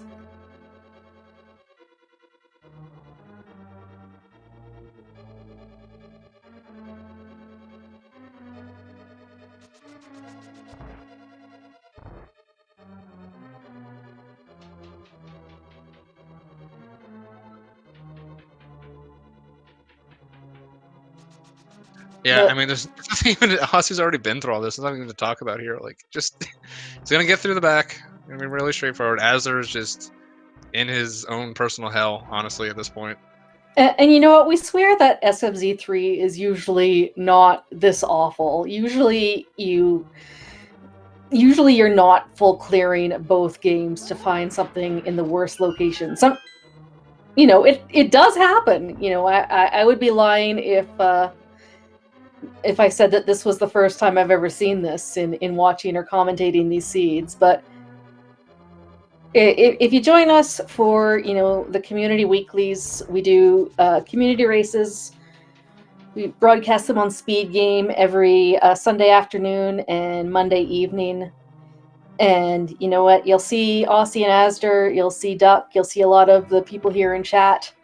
And they're a good time, and usually it's a lot of fun because there's a lot of routing options that you don't see in the game's standalone randomizers.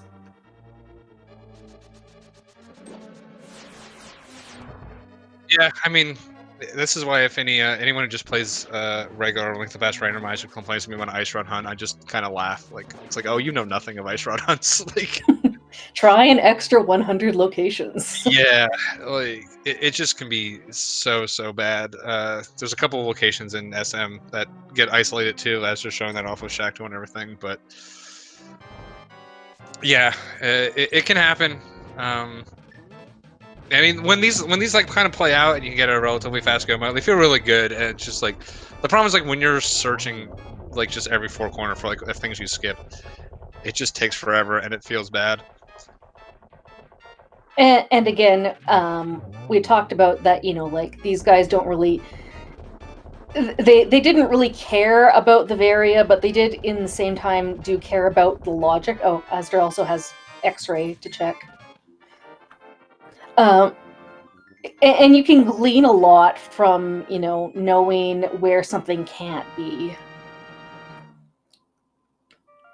So as soon as they both saw that lamp in Lower Norfair, that told them everything they needed to know about the seed. Okay, everyone, guess 1, 2, or 3. Those are the only numbers allowed. No, just one. Just one. Just one. It doesn't matter if Osse checks torch first or hope room first. And if he does hope room, it doesn't matter if it's left chest or right chest.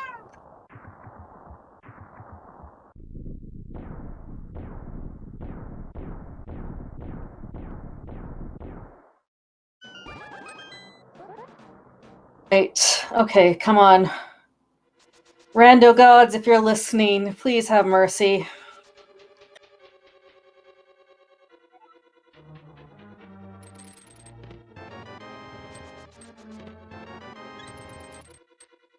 Nope.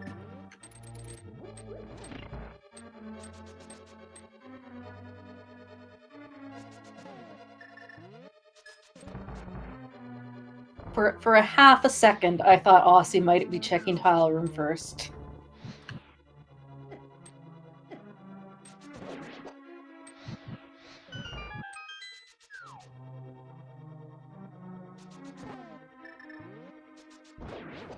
Okay, well, if you weren't nice enough to give it in the hope room, how about here in the compass room?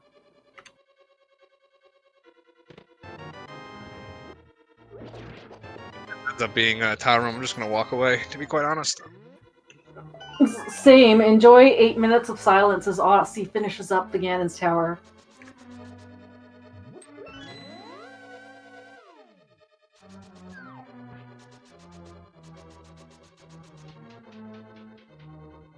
All right, please be on the torch. Oh, thank God. See, I said just go to torch. I said on torch. Okay, blah blah blah. Key number 7. All right, now for something interesting. Osse climbing the gauntlet with full gear. This will be a breeze, and I'm sure he's looking forward just to like having this muscle memory, going through, having the usual reactions to the mimics and the gauntlet enemies.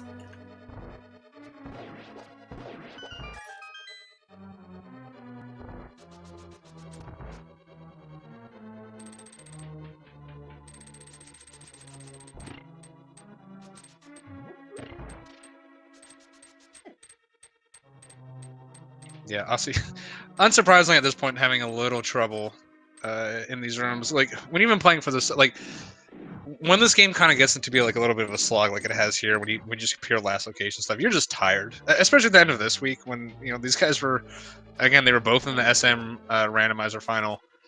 I feel like Osse is just tired. This is definitely below his usual standard of play, but I definitely feel for him, and he's got to be like.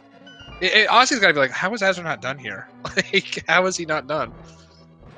Mm-hmm. I think they're both thinking that right now.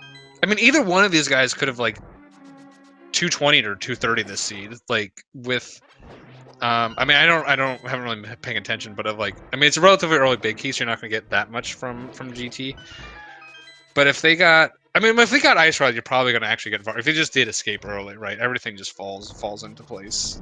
Maybe you do all of Norfair a little bit early. But, like, all those hell runs and all that kind of stuff, that's all off the table.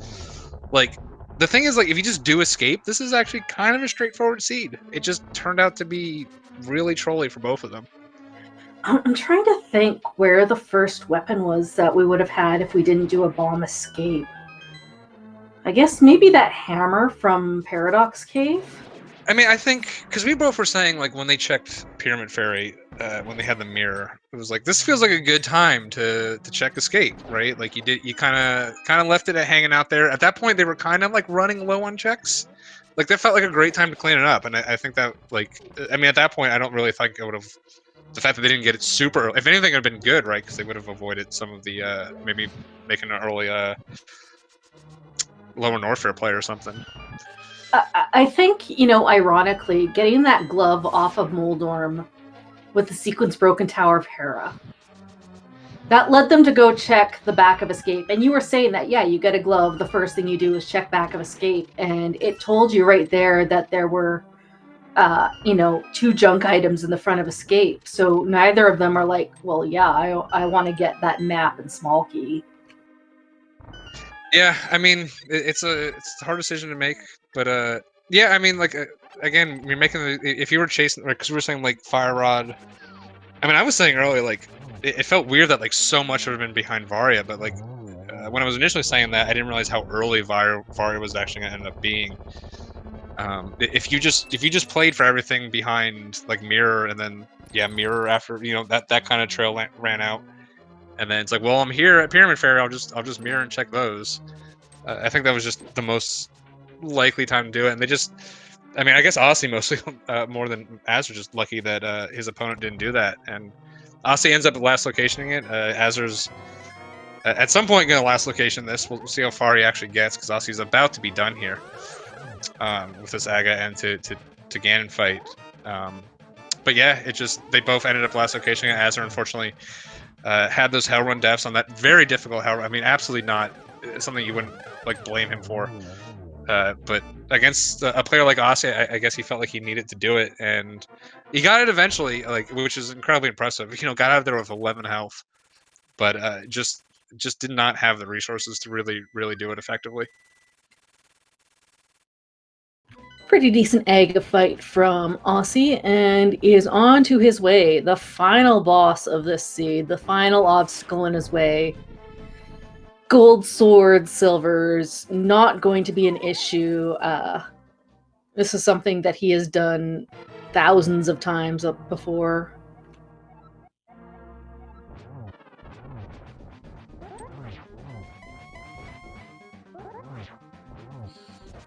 Going for nice spin strats, some dash strats, going for the 1-in-1.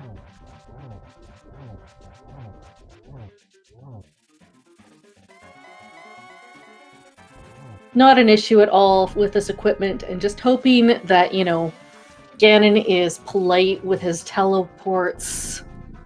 Just please, no more insult on this seed.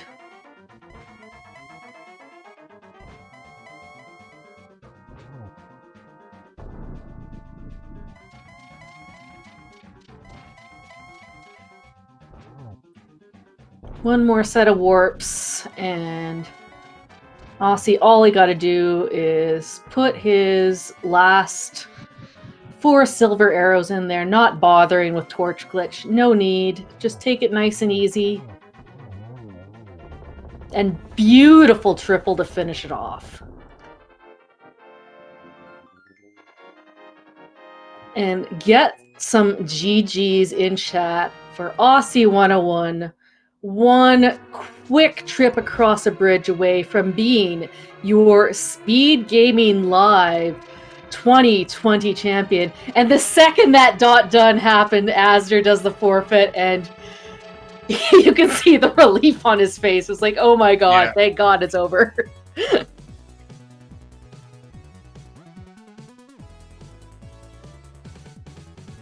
Oh, look, we got the Aussie cat on screen.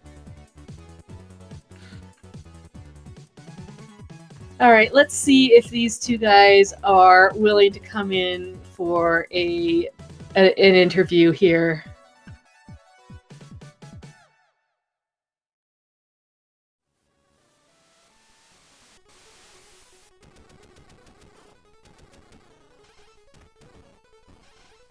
Yeah, it'll be here shortly, I believe.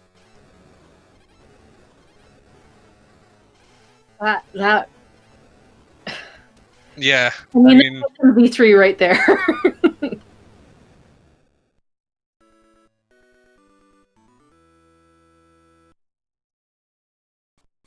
All right, they're both in the waiting room. They'll be up here in just a moment. We can wrap up this SG Live. You did say this is the last final, right? This is indeed the last final of SG Live, and we are joined by Azder and Osse. GG's you two. Thanks for the race. I'd ask you what your feelings are, but I think they're pretty written all over your face. I guess this is the new norm for me and Azder races. We just skip go mode and full clear the game until someone gets it.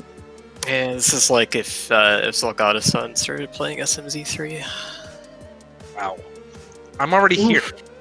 I'm already here, and I miss incredibly obvious things on those races. You don't have to summon up new people. I just mean that like he and I consistently got terrible seeds when he got matched up in ALT TPR, and I'm also really bad at handling the outcomes for this particular type of seed. So I lost all those races too. Yeah, I mean, we gotta say just GG's to pulling off that hell run. That was it was impressive that you did it. I mean, we kind of thought that hell run was on the table for both of you, but like I was talking about when you were in Meyer, and then you popped into Lower Norfair, and I saw 4 E-Tanks. I'm like, well, nope, he's not doing that. And then you just kind of went for it at one point. I'm like, well, this is going to be quite the ride. You did get through it, but it's just incredibly difficult. But yeah, definitely impressive to pull it off. I think it definitely would have been one for the ages if you managed to pull it off, and that would have gotten you the win. But like where that ice rod was, I don't even know when you would have eventually gone back there, if you did first try it. I feel like I seem to decide not to follow my current path at like the exact moment that it would lead to go mode. Like, I don't know, it just seems like I always do that. I can't imagine you felt, Azder, you felt very good throughout the seed when, you went to the early wreck ship and you saw that sword and you're like, well, that's a sword there. And then you get the sequence broken fire rod behind Varia. And it really pretty much all diverged at the very beginning when we got the morph ball from the dam. Azder, you went immediately into Super Metroid, and Osse started following the flippers and got the bow, and that led to the speed booster at Sasha. Crazy. Yeah, basically it keeps going back to what I said at some earlier point about how like when you race SMZ, it's like you didn't really play the same seed. The funny thing is that you had checked Pyramid Fairy first because with that sequence broken fire rod, you were the first one into Ice Palace, so then you were also the first one to the mirror, got to Swamp, did the Pyramid Fairy, and right there I was hoping that you were going to go mirror and check Front of Escape. I was going to, but I just felt like I had done too much stuff where Varia couldn't be, and that I needed to really start thinking about skipping it, and I also needed to start thinking about finding a sword somewhere so that I could go into Meyer and T-Rock and that stuff. When did you get a sword? Or how long were you with a sword? My first sword was I hell ran for it because I figured chance of finding Ice Rod there as well. And I got it at Speed Missiles, I think. Something like that. Or maybe it was Speed. Yeah, Speed Missiles. So, and then later I went, when I started thinking about doing hell runs, I checked GT, and I immediately found the sword there, and I felt dumb because I didn't pop into it when I was in when I floated to the mire area the first time because I was just like, I have way too low health. Like, there's no way I'm going to do this, and I'm still looking for, like, however many things. And I figured I'd do a couple more things before I popped in.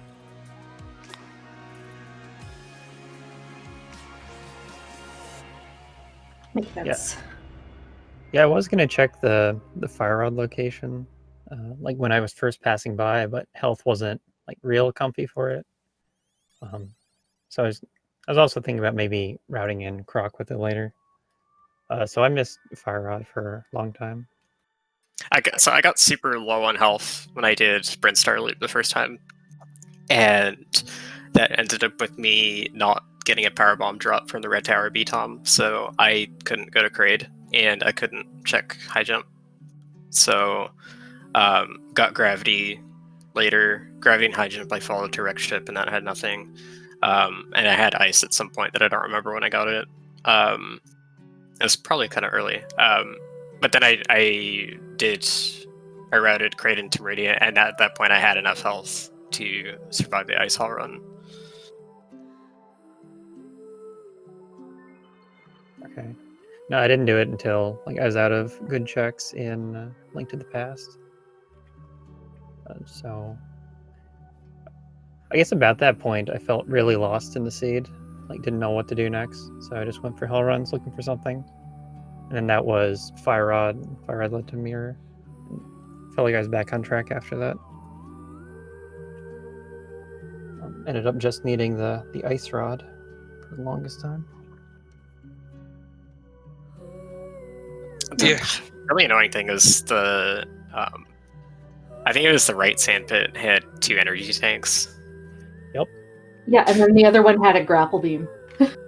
Yeah, I saw those 2 energy tanks, and at some point I was thinking, when I was doing Smith Chain, I was like, maybe I should do Graveyard Ledge into Catfish, and then take the portal into back in Meridian from there, and dive down the sand pit, get those 2 E-tanks, and then Ice Clip to Shack Tool and clean up Plasma, and do all that stuff so that like I can try and find Ice Rod in some really bad locations, and even if I don't find it, I'll get the extra 2 E-tanks to help with Lower Norfair. Yeah, I did Shack Tool and Plasma my first trip through. Yeah, I was thinking you might have done that too, so I wasn't like super liking the idea. But I didn't do it, and had some struggles.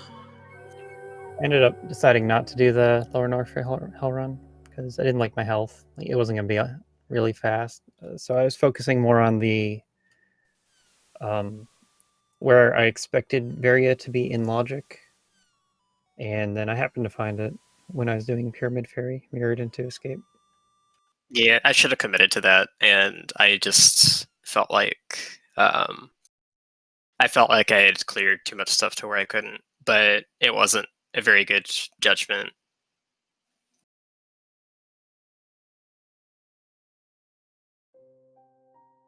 Well, I think with that, we can call this seed a wraps. GG once again to both of you. Congratulations, Aussie, on being SMZ3 SG Live champion for 2020. And hopefully we'll see you both in SG Live 2021 next year.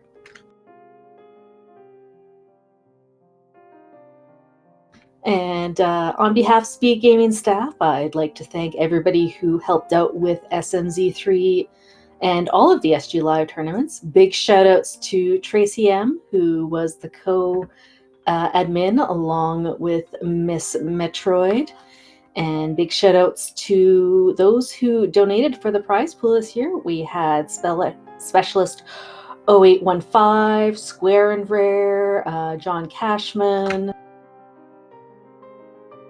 The Fizz, Ikeer, Synac, Summerbird, Retroverse, and Yeah Buddy, among others. Also, huge shout outs to Dark Moon EX, who made the layouts for SG Live, and shout outs to Glacius, who allowed us to use his music for the intermissions. And yeah, thanks to Apathy Duck for co-commenting with me. Big shout outs to Rylan Tankier, our tracker, as well as all of the commentators and trackers and proctors, race room monitors, hosts throughout this week and this tournament. It's been a crazy 9 days, over 600 races, 14 tournaments, over 9 games. It's been a blast, and we're exhausted, and there's going to be a ton of fantastic VODs to watch. Any last words, either of you? It's been a great event with a big selection of tournaments. I think both of us were in like as many as we could handle. So we had a blast. I think I was in more than I could handle. You got in the finals of 2. I feel like you did okay. I threw quarters of dab really hard. I was, but you didn't go into spiky room or spooky missiles with the ship on, so I didn't. Don't worry, but you didn't make the biggest jackass of yourself. I feel like I did something worse, which is go up and down an elevator 3 times and then decide to switch the row I was working on to a slower road because I didn't like that I had gone up and down the elevator, deciding which row to do. All right, we won't go back and forth on our dab mistakes. I'll let you have it. But yeah, I did really well. I'm proud how I did for like a pretty large majority of the tournament, and just a lot of fatigue and burnout I think set in over towards the end of the week, and like it was really fun getting to do this, but I'm also kind of glad it's over because like so many of the categories that we were doing in this are like just super high stress situations, but I'm glad that we got to pull out some amazing things for people to watch.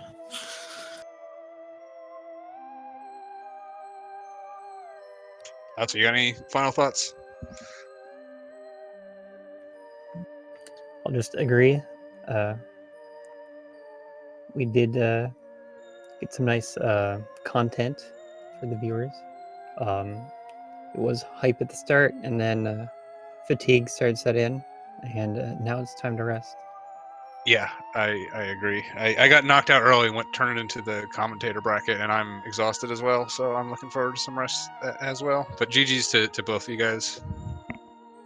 Absolutely, GG's.